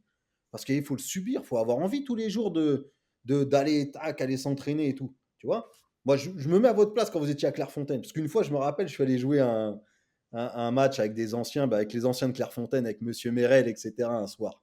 C'était un jeudi soir, c'était au mois de décembre. Et je me rappelle, j'arrive à 18h à Clairefontaine. Et je commence à marcher comme ça, tu es au milieu de nulle part, il fait nuit, tu es au milieu de la forêt. Et là, tu te dis, quand même, c'est dur, hein. Faut avoir Non, mais il envie, faut hein. avoir Ouais. envie. Faut avoir la Quand tu es à dalle pour y aller, hein. Clairefontaine, en Ouais. hiver, il fait nuit à Ouais. 5 heures, et que tu es là, que tu passais du réfectoire à ta chambre, tu marches, tu es tout seul dans la forêt, machin, et puis le lendemain, il faut que tu te lèves, le collège, l'entraînement. Et on ne se rend pas compte de la charge mentale, mais tu sais ce que ça demande en termes de charge mentale. Donc, il faut que le gamin, il aime le foot, en fait. Parce que pour pouvoir réussir, en vérité, il faut aimer le foot. On a combien de gamins talentueux, ils n'aiment pas le foot, ils sont poussés par les parents, machin, tu vois. Et puis ils supportent un poids, on met tout le poids de la famille sur leur dos en disant, C'est mais ça. hey, déjà, rien que le fait d'aller s'entraîner tous les jours, c'est un poids pour certains. Alors si tu lui rajoutes ce poids-là, bah, tu retrouves un gamin, bah, ok, il était talentueux et tout, et puis on te dit, ouais, bah, fin de contrat aspirant, ou fin de contrat stagiaire, ou fin de premier contrat pro, bah, le mec, il perce pas. Parce que c'est dur psychologiquement. Après, c'est des gamins, des fois, que tu peux retrouver plus tard, tu sais, à 24, 25, parce ils ont repris de la maturité, ils ont refait leur vie, tu vois, ils ont avancé, ils ont eu d'autres parcours. Mais c'est dur, Et toi, c'est très dur. dans ton parcours Sochaux, après, en fait, comment tu as mené ta carrière? En fait, ta carrière, parce qu'au En final, fait, pour j'ai pas moi, mené dans de le foot, carrière parce que tu veux que je t'explique? Pour moi, c'est mmh, pas j'ai du mal à dire j'ai mené ma carrière parce que moi, en fait, à la base, quand j'allais, je finissais les cours à midi et que je courais chez moi, je prenais mon sac de foot, ma mère, elle m'avait fait un sandwich et que j'allais prendre le bus pour aller entraîner Quentin à 14h à Saint-Cloud. En fait, je me suis jamais imaginé que je serais à plein temps dans le football. J'aimais ça, en fait. Tu vois, pour moi, c'était toujours dans mon esprit, j'aurai un boulot et le foot sera un complément. Bah, tu vois, parce que après, il y a aussi un truc qui commence à disparaître maintenant. Enfin, pas disparaître, mais à l'époque, on nous disait toujours, oui, vous, ceux du monde amateur, ceux du monde. Tu sais, en fait, on nous expliquait clairement quand tu allais passer tes formations d'entraîneur qu'à un moment, tu avais un plafond de verre en tant que venant du monde amateur, tu pourrais pas passer dans le monde des pros. Ouais, c'est encore le cas. C'est toujours le cas. C'est toujours le cas. Même si Mmh. aujourd'hui, tu vois, tu as des pierres sages qui te montrent la voie. Donc, ça veut dire que c'est possible. Ouais, mais malheureusement, c'est une exception. Ouais, mais C'est après, tu sais, à un vraiment moment, tu as le besoin d'exceptions qui font que c'est ces exceptions-là qui vont permettre justement à d'autres d'y arriver. Tu vois? La première exception, c'était Mourinho. Il était pas pro, et puis, ouais. mais voilà. Après, à l'étranger, ils sont plus ouverts parce que la vision est un petit peu différente, tu vois? Mais si tu veux, jamais je m'étais imaginé être à plein temps dans le football. Tu vois? Et j'ai commencé à me dire que c'était possible une fois que j'ai mis un pied dans le recrutement. Je me suis dit: «Peut-être par le biais du recrutement, je passerai peut-être un jour à plein temps, dans le foot», et ça s'est fait naturellement, tu vois? Donc quand j'ai fait Sochaux, j'ai fait pendant 5 ans. J'étais, j'étais prof à côté, j'étais recruteur. En quelle année ça? J'ai fait ça de 2009 à 2014. Ah, tu as dû croiser mon frère alors Il là-bas? était joueur, ouais. Ouais, ouais, il Ouais, il était jouait, ouais. joueur. Ouais. Mais moi, j'étais recruteur sur le OK. centre, tu vois? Donc je l'avais croisé rapidement dans les Ouais. tribunes une fois, je crois qu'il était suspendu, mais tu vois, je me mêlais pas de ce qui se Blessé. blessé, ouais. C'est bon. Donc Ouais. voilà, donc j'ai fait ça de 2009 à 2014, et voilà, on a fait des belles choses. J'étais avec, justement Christian qui était un peu mon mentor, et puis, voilà, sur Paris, on a fait on a fait des belles réussites. Il y a eu des échecs aussi, tu vois? Vous avez fait des coups, hein. On peut ah, vous appeler avez ça fait comme ça, mais Après, j'arrive pas à contextualiser à l'époque, il y avait Et qui, à mais Sochaux, moi, je te je contextualise. J'ai joué contre Sochaux à toute cette époque-là. C'est le début de Thuram, Konaté, c'est ça. ouais. Jérôme Onyongue, c'est ça? Non. Qui est parti en Ouais, il y a Allemagne, là. Ou Jérôme qui est à aussi. Red Ouais, Bull. le Oui, tu as Camerounais. Onyangé, oui, Onyongue, défenseur oui, central. Moi, ouais. j'ai joué contre toute cette Non, Onyangé, génération. c'est Prince. Onyangé, il est avec moi au BEF. Non, Non, mais Prince, c'est Jérôme un autre. Onyangé, Onguené. Onguené. Onguené. la Moi, j'ai mer. joué contre toute cette génération. J'ai joué à Sochaux en 2016-2017. Là, ils commençaient à tous arriver, ouais, les uns après les autres. parce que c'est la D'ailleurs, c'est génération pas lui qui a fait le record de précocité à Sochaux, Onguené? avant Jérémy Ménez. Il a commencé pro à non, il y en a un récemment qui a dépassé enfin récemment, il y a quelques années, qui a dépassé Oui, Ménez mais justement. j'ai plus son nom en tête. J'ai plus son nom en tête. Il a joué avant Ouais, lui en à pro à 16 ans, 16 ouais, ans ou à 15 ans, je sais plus. j'ai oublié son nom. On reviendra. Ouais, je sais plus, c'est un Camerounais, je crois, Ouais, un truc comme ça, je sais plus. si, si, mais c'était la saison Enfin bref, dernière, je crois, il me semble. bref. Ouais, Ouais, ou il y a c'est 2 ça. ans, un truc comme ça là. Ça me reviendra, je vais Ouais, rechercher. enfin bref. Donc, Et donc, oui, ouais, on a fait. Il y avait Jason Pendant, là, qui est à Quevilly. Il y avait Ouais. Qui était en MLS. Il est pas ouais, mal lui, hein. Selim Ilgaz, Bon joueur. qui est en Turquie. Et le Gaz, ouais. Il était à Ouais, Hatay Sport. voilà. Ouais, pas Non, mal on avait aussi. fait, ouais, on a fait des bons coups, on peut dire. On peut dire qu'on avait fait des bons coups parce que la ce qui fait que concurrence, elle était forte, tu vois. La concurrence, elle était forte. T'as le PSG, Rennes, à l'époque, Caen aussi mettait des moyens pour recruter, tu vois. Donc, on avait bien bossé. On avait bien bossé. qu'est-ce qui fait que Ouais. je vais pas dire dans ta carrière, parce que tu veux pas appeler ça une carrière de recrue, de scout, Dans Dans son mon parcours. parcours, dans mon dans parcours. ton évolution de scout, qu'est-ce qui fait que tu évolues? Maintenant, une fois que tu es dedans, voilà, est-ce que c'est comme un joueur, comme un entraîneur qui dit à un moment donné, j'ai des ambitions? Qu'est-ce qui fait que tu quittes Sochaux pour aller dans ton next step? En fait, à Sochaux, j'avais fait le tour, tu vois. En fait, à Sochaux, j'avais vraiment fait le tour et comment dire, je pensais, moi, qu'il fallait qu'on ait un plein temps à Paris pour pouvoir répondre à la concurrence qui était de plus en plus forte. D'une, et de deux, aux sollicitations qui étaient de plus en plus importantes. Parce que tu vois, vers 2012, 2013, 2014, tu as un virage qui se fait, c'est que les jeunes les familles, avant, tu allais dans un club, tu t'envoyais une invitation, tu rencontrais les familles. Et de plus en plus, tu avais des intermédiaires ou même les familles prenaient déjà des agents. Tu vois? Et donc, Hmm. ça te prend du temps. Ça veut dire que forcément, s'il y a un intermédiaire, ça veut dire que lui aussi va faire la démarche d'aller voir la concurrence ou un agent, de parler du. Donc, en fait, tu vas passer plus de temps au téléphone, dans des rendez-vous, et puis à expliquer tes projets. Donc, ça demande de plus en plus de temps, tu vois. Donc, à un moment, moi, je pensais que s'il fallait qu'on soit efficace à Paris, il fallait qu'on ait au moins un plein temps. Tu vois? Bah, le club n'était pas trop de cet avis. Après, c'est des choix, donc voilà. Puis après, je te dis, j'avais fait le tour. Donc, à un moment, quand tu fais le tour, tu as fait le tour, tu as fait des choses intéressantes, tu vois. Mais j'avais fait le tour, donc j'avais décidé de quitter le club, tout simplement. Et tu vas où? Ça se passe comment? Le transfert, il se passe comment? Bah, tu vois, c'est la première année de ma vie où les week-ends, où j'ai pas fait de foot. La saison 2015-2016. Attends, c'est ça? Non, 2016 saison 2014-2015. Je suis prof. À l'époque, j'étais prof de PS parce que j'ai réussi à passer en interne prof de PS. Et j'ai mes week-ends. Donc, je m'occupe de mes filles. Et je crois que j'ai vu le premier match que je vais voir, c'est au mois de novembre. Je vais voir un match de CFA2. C'est parce que c'est un pote qui coach à. Je vais voir, je crois, Saint-Ouen-l'Aumône, Amiens B. Tu vois, j'avais un pote qui gérait un joueur à Amiens B. Et puis en même temps, le coach de Saint-Ouen-l'Aumône, c'était un ami, Ali Tapti. Donc je dis, vas-y, j'y vais. Et j'avais pas revu de match depuis. Et pareil, après, j'ai pas revu de match avant fin de saison, je crois, au mois de mai, mois de juin. J'étais allé voir les 15 ans de la CVB. Je sais même plus pourquoi, ça me reviendra. Bref, j'étais allé les voir. Voilà. Et après, Plus je vais voir la d'envie. finale de Plus Gambardella, d'envie parce que je suis spéciale. invité par Sochaux.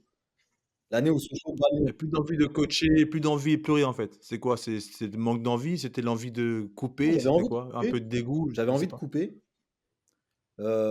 Après, j'avais eu quelques propositions pour coacher, retourner coacher en amateur, mais c'était pas. Les projets m'ont pas. J'ai pas accroché au projet, tu vois. Ouais, tes standards avaient évolué aussi, sans doute. Il y avait quand même un côté, j'imagine que quand tu vois un certain niveau, tu te dis, j'appartiens là, pas nécessairement dans le coaching, mais ta compréhension du foot, elle est différente peut-être. Ouais, mais tu vois, par exemple, quand j'ai quitté la Garenne-Colombe, en plus, t'es venu, puisque je t'ai pris en spécifique à un moment, tu te rappelles, C'est vrai, je me rappelle très bien. Mais tu vois, j'étais dans un club amateur, mais super bien organisé. C'est-à-dire qu'on était au moins 8 ou 9 BE1 qui avaient le brevet d'État, tu vois. Et ça bossait, tu sais, on était tous. On échangeait tactiquement et tout, c'était riche. Tu vois, j'avais l'impression d'être dans un grand club parce qu'on échangeait tactiquement. Et j'avais envie de retrouver ça, tu vois.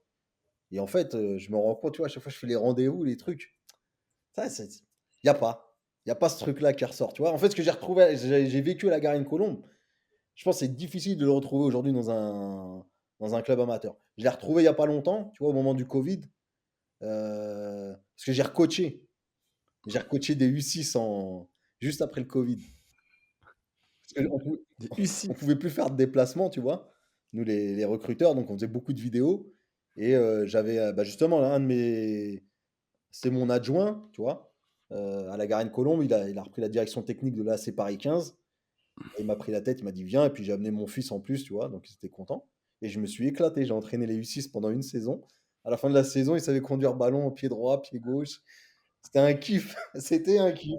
C'est vrai, mais c'est vrai, c'est Et gratifiant du aussi, coup, hein. dans ton bureau, tu as une fiche avec le nom de tous les petits que tu as entraînés en U6 pour voir où ils sont dans 15 ans, quoi. Non, non, non, même pas. Tu dois avoir des archives. Mais du coup, tu vois, en fast forward, voilà, le Paris FC, maintenant Liverpool. Combien le standing de ton club a une influence sur ta parole à toi, quelque part? Parce que j'imagine, tu sais, comme tu l'as dit, et en fait, nous, on l'a pas vraiment vécu exactement parce qu'on est d'une génération où tu recevais une lettre, mon gars, avec estampillé PSG, estampillé Ouais, Sochaux, estampillé machin. C'était ouais, un honneur, comme tu dis, tu traitais avec les parents en direct. Maintenant, je l'ai entendu au fil du temps. Moi, ma dernière expérience en France, à Auxerre, tous les gens disaient, mais c'est incroyable, maintenant, les gamins, ils ont des agents à 11 ans, il y a énormément d'intermédiaires. Est-ce que maintenant, le standing de ton club fait que maintenant, on t'écoute beaucoup plus qu'un autre club, sans pour autant, et j'imagine la question, on connaît la réponse, mais à quel point ça te met d'autant plus de pression que, ouais, en fait, tu franchis la porte plus facilement, mais comment est-ce que tu marques des points particulièrement? Comment est-ce que voilà, ton expérience passée fait que tu as l'oreille des parents ou des agents pour le coup? Non, après, tu vois, que ce soit Liverpool. Alors au début, tu vois, regarde, pour te dire, au début, tu vois, je faisais pas attention au fait que je sois Liverpool. Mais en fin de compte, c'est quand même. Non, non, c'est Arrête, vrai, c'est vrai, c'est vrai, c'est vrai. arrête, Rachid. Eh, quand tu Je te jure que c'est vrai. Attends, mais là, on a sauté une étape, on là. a sauté une étape parce Comment ça s'est fait, Liverpool, déjà? que, ouais, mais Ah non. déjà, c'est vrai. Comment ça s'est fait? Et quand tu entends ça, tu me dis ça te fait rien. Non, pas dans ce sens-là. Pas dans ce sens-là. Non, mais tu m'as pas compris, tu m'as pas compris, tu m'as pas compris. Tu m'as pas compris. C'est pas dans ce sens-là que je veux dire. C'est-à-dire que Je t'écoute. j'explique. Non, voilà, il y a une phrase que je dis souvent. Je veux rester moi-même. Que je bosse pour Liverpool ou que demain je bosse pour un petit club, tu vois. En fait, Mm. je veux rester moi-même. Tu vois, je suis Rachid Cliffy, je suis pas le mec qui a l'étiquette avec le logo du club, etc. Tu vois, je veux être pris pour ce que je suis humainement. Tu vois. Et ça me rappelle un truc, ça. C'est-à-dire que j'ai toujours voulu être le même. Et je m'étais posé la question quand j'étais prof en SECPA. Parce qu'à un moment, je m'étais posé la question. Je me suis dit, au club, les joueurs, je peux leur faire ce que je veux. C'est-à-dire que le mec, il m'énerve, je lui dis, vas-y, va sur la piste, tu cours et tu arrêteras de courir quand je te dirai. Tu vois. Et tu pouvais faire ça à n'importe quel joueur. Non. Mais quand j'étais prof, je me rendais compte que les élèves t'écoutent pas pareil parce ils t'ont collé l'étiquette t'es prof. Tu vois. Donc, ça, j'avais beaucoup réfléchi là-dessus quand j'étais avec les élèves. Mais t'inquiète pas, j'ai réglé le problème après à Garcia Lorca. Ah ouais? Il y a Mario Lemina qui peut en être témoin. Il a fait son stage de troisième avec moi à Garcia. Ah ouais? C'est pour ça qu'il est touché. Il a été touché, il a été touché à vie. Je te jure, on en parlait l'autre fois. C'est pour ça qu'elle a été costaud sa Ouais, carrière, hein. C'est c'est pour le ça qu'elle est passage costaud. obligé. C'est le passage obligé. Mais non, ce que je veux te dire, oui, alors quand tu parles en tant que Liverpool, c'est les gens, ils te disent ah, c'est Liverpool. Mais moi, personnellement, tu vois, je reste Rachid Cliffy. Donc ça veut dire que ce que je veux. En fait, mon discours humain, le discours que j'ai eu à Sochaux ou quand j'étais au Paris FC, bah, c'est le même. Tu sais, tu te dois de tenir vis-à-vis des familles, vis-à-vis des gens que tu as en face de toi, un discours de vérité. Pour moi, c'est la clé aussi de la réussite dans le recrutement. Tu vois? Quitte à dire à un moment, voilà, je vais être franc avec vous, bah, euh, vous êtes, quand tu parles à un agent, tu vas parler à une famille. Aujourd'hui, malheureusement, la réponse va être négative, ou un agent dire, voilà, aujourd'hui, ton joueur, ça va pas être notre priorité, je préfère être franc avec toi, tu vois, que de dire, oui, mais attends, machin, tu vois ce que je veux dire? Donc, je pense qu'il y a ça. Après, ce discours, c'est bien parce qu'en fait, il colle bien. Il colle à la réalité, à l'état d'esprit du club où je suis. Tu vois, on aime bien être clair avec les gens. Donc ça, c'est la première chose. Pour répondre à la question dont tu parlais de l'étiquette, voilà. Mais pour revenir ensuite à la question de Qui? Ricardo, par rapport à comment j'ai fait pour atterrir à Liverpool, en fait, voilà, donc je fais une année sabbatique, on va dire. C'est la première fois de ma vie, hein, c'est pas de. Mais c'était bien, ça m'a permis de voir d'autres choses, de- c'est assez intéressant. Et fin de saison, je suis invité par le FC Sochaux à aller voir la finale de Gambardella. Sochaux-Lyon, c'était. C'était en 2015. Parce que dans l'équipe, il y avait beaucoup de joueurs qu'on avait justement recrutés à l'époque avec Christian sur Paris. Il y avait les frères Ferreira. Vous n'avez pas connu les frères Ferreira? C'est la première fois qu'il y avait deux jumeaux qui rentraient à Clairefontaine. Ils étaient au Red Star à l'époque. Non, Non. voilà, ils sont pas passés malheureusement. Tu vois, eux, ça fait partie. Tu vois, eux, ça a été un échec. Mais c'est, tu vois, si tu te dis, à l'époque, tu vois, tout le monde nous disait, ouais, bravo Sochaux, vous avez fait signer Frère Ferreira. Et pour nous, tu vois, c'était une réussite d'avoir fait les deux. Et tu sais, avec du recul, tu me poses toujours la question de qu'est-ce qu'on a loupé qui font qu'à un moment, ils sont pas sortis. Tu vois? Parce que eux, tu vois, tu dis, ils étaient carrés. Ils étaient carrés de chez carré. Et donc, à un moment, tu vois, il y a eu des choix qui font que, ou Et qu'est-ce qu'ils font du coup maintenant, tu je sais? sais T'as qu'il y des en a un nouvelles? qui était avec la réserve du Red Star. Je sais pas s'il est toujours. Et un autre, il était, la dernière fois que j'ai vu, tu vois. On a le droit d'utiliser Internet ou pas en même temps qu'on. Ah, tu peux. Hein? On a le droit à un joker? T'inquiète, on n'est pas en On a le droit à examen. un Ah ouais. joker? On n'est pas en oral, tu peux y aller. Mais franchement, ce serait intéressant de savoir ce qu'ils ont fait, eux. En plus, tu nous dis qu'ils ont été carrés, qu'ils ont travaillé, tout ça. Donc, tu vois, comme quoi. Ah, tu vois, Mathias, il était passé par Andrézieux. Tu vois, il avait fait 2 matchs avec la nationale au Red Star. Il avait fait 6 matchs en Ligue 2 avec le Red Star. Après, il était parti à Ok. Andrézieux. Et là, je vois il est à Ouest Tourangeau, tu vois. En D'accord. N3. Ouais, en N3, exactement. Exactement. Bon Et club, donc, hein. tu dis que tu es allé à la finale de Gambard et c'est là que ça commence à se préciser pour, pour la suite. Je croise le directeur sportif de l'époque du Paris FC, Alexandre Monnier. On se salue. Et puis voilà. Et puis de la semaine qui suit, il m'appelle. Il me dit voilà, on a un projet, on va monter en Ligue 2. On veut se structurer sur les jeunes. Donc voilà, on a besoin d'un responsable du recrutement des jeunes. Donc, donc on se rencontre, on discute et puis on se met d'accord, tu vois. Et là, c'est la première fois que je passe à plein temps dans le football, tu vois. Je me mets avec l'éducation nationale en disponibilité, on appelle ça, là, en congé sans solde. Et c'est comme ça que je démarre l'aventure au Paris FC en tant que responsable du recrutement des jeunes dans un premier temps. Ok. Donc voilà, mais pareil, c'est une expérience intéressante parce que c'est un club qui montait, qui avait besoin de se structurer, tu vois.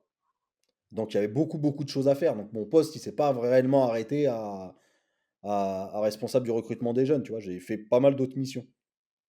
Notamment, j'allais voir les adversaires pour le coach de l'époque, Denis Renaud. Donc j'allais les voir, je faisais un rapport, je faisais des allers-retours, je revenais. Donc voilà, il y avait pas mal de choses que j'ai fait. Et puis après, voilà, le club était relégable. Et c'est Pierre Drey aussi qui est arrivé par la suite, qui est devenu manager général du club. Et au mois d'avril ou mai de la saison 2015-2016, il me nomme responsable de tout le recrutement, c'est-à-dire jeune et pro, tu vois. Donc j'étais assez bon. Ok. Et c'est comme ça que ça s'est fait, que j'ai recruté.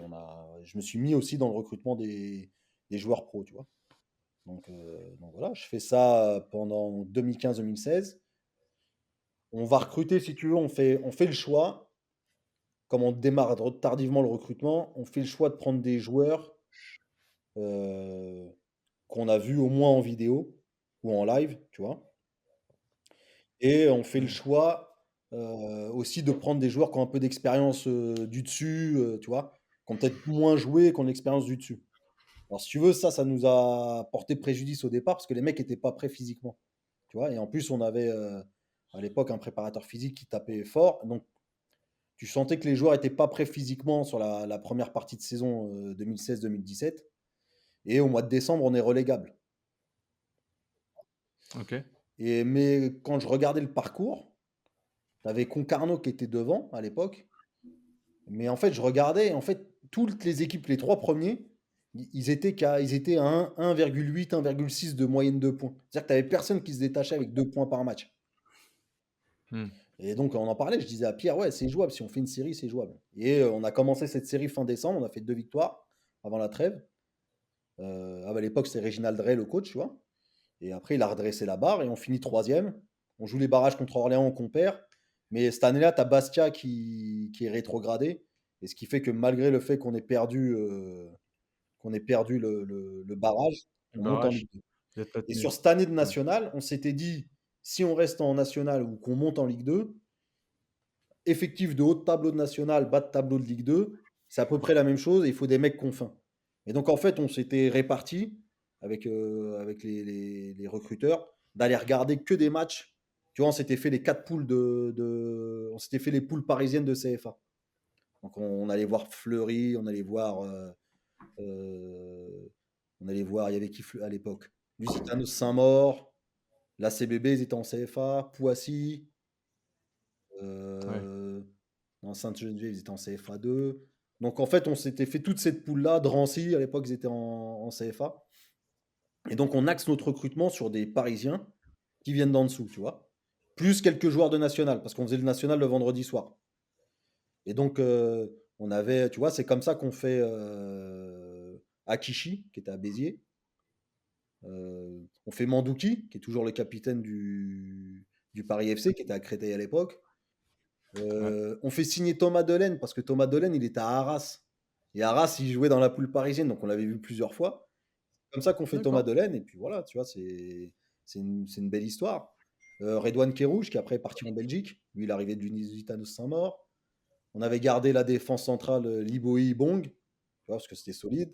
Mhm. Donc voilà, donc on avait. Ouais, tu as pu vraiment mettre en place une stratégie Ouais, qui a fait de toi un peu plus qu'un scout. Et du coup, c'est ça qui te j'étais responsable permet du de. recrutement, donc j'avais un. Voilà, on validait les choix. Après c'était Pierre qui validait les choix là, en tant que manager général. Mais on essayait de lui apporter le maximum d'infos pour voir, tu vois.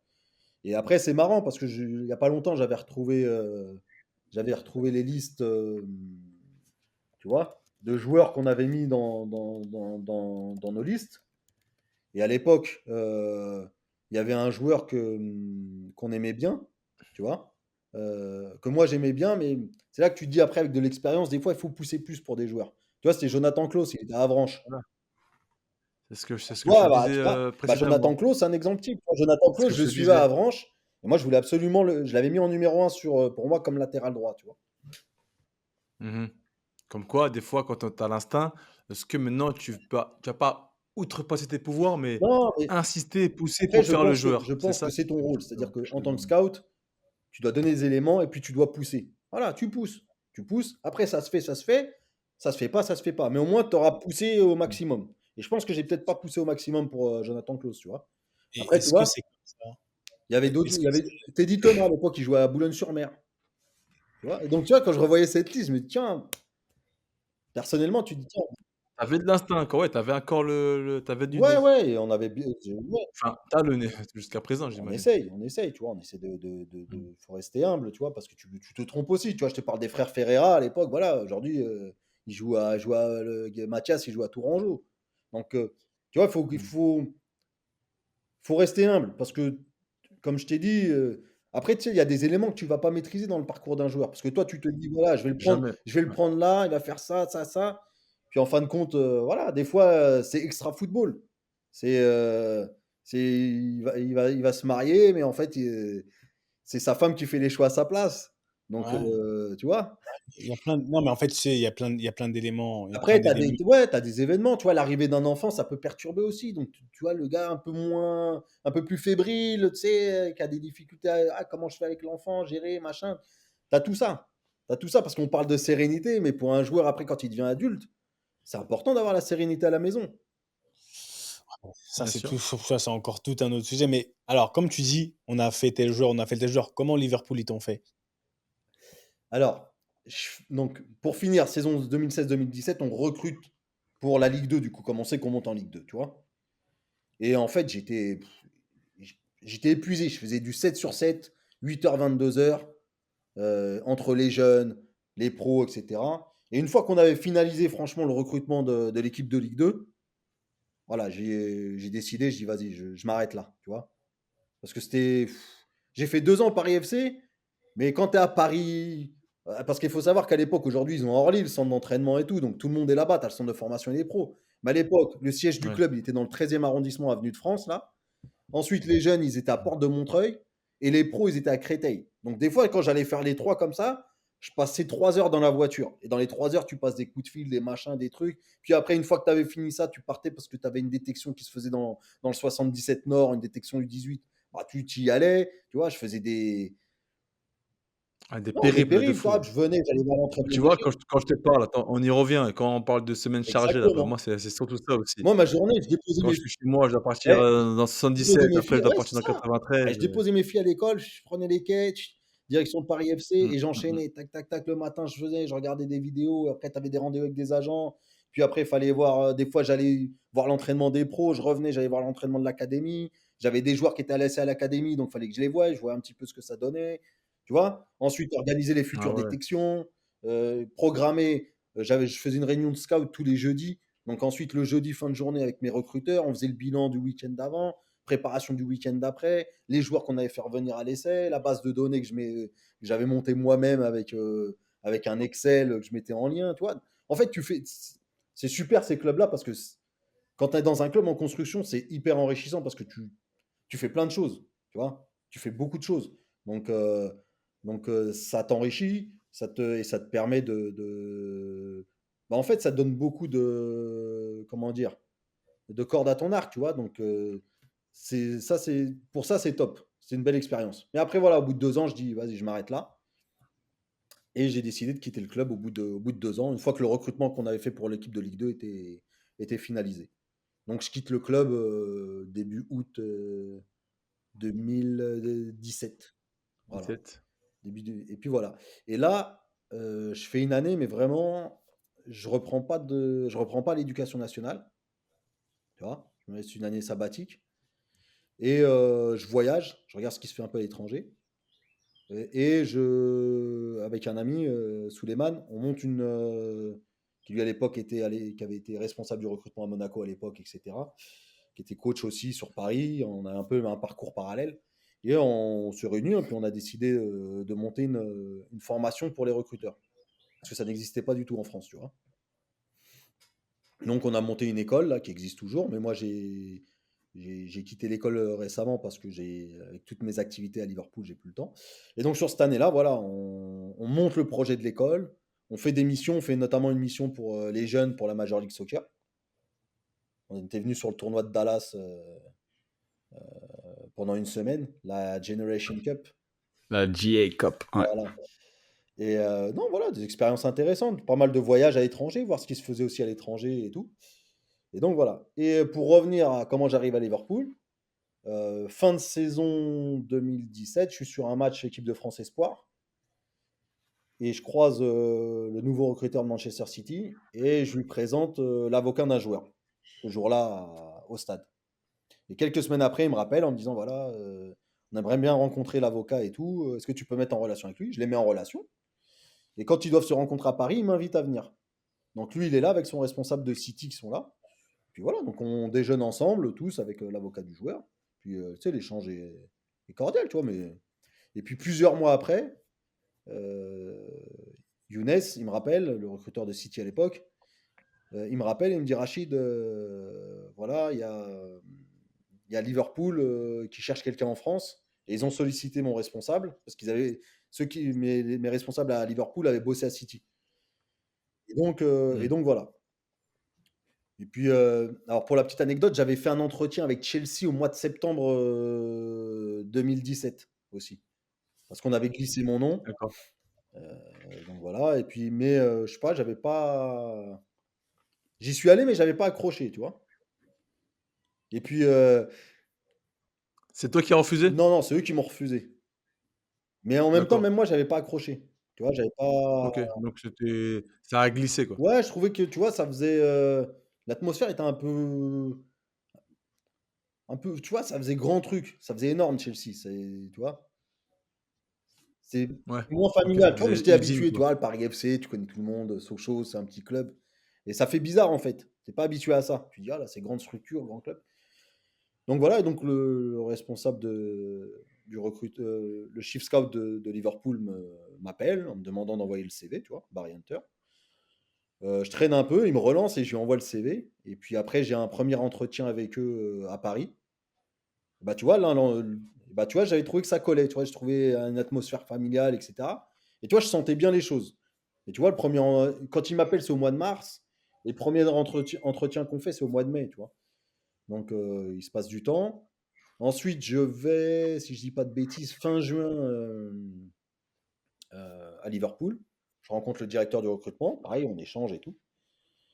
Et puis, j'attends. Et je suis en vacances au mois de fin juillet.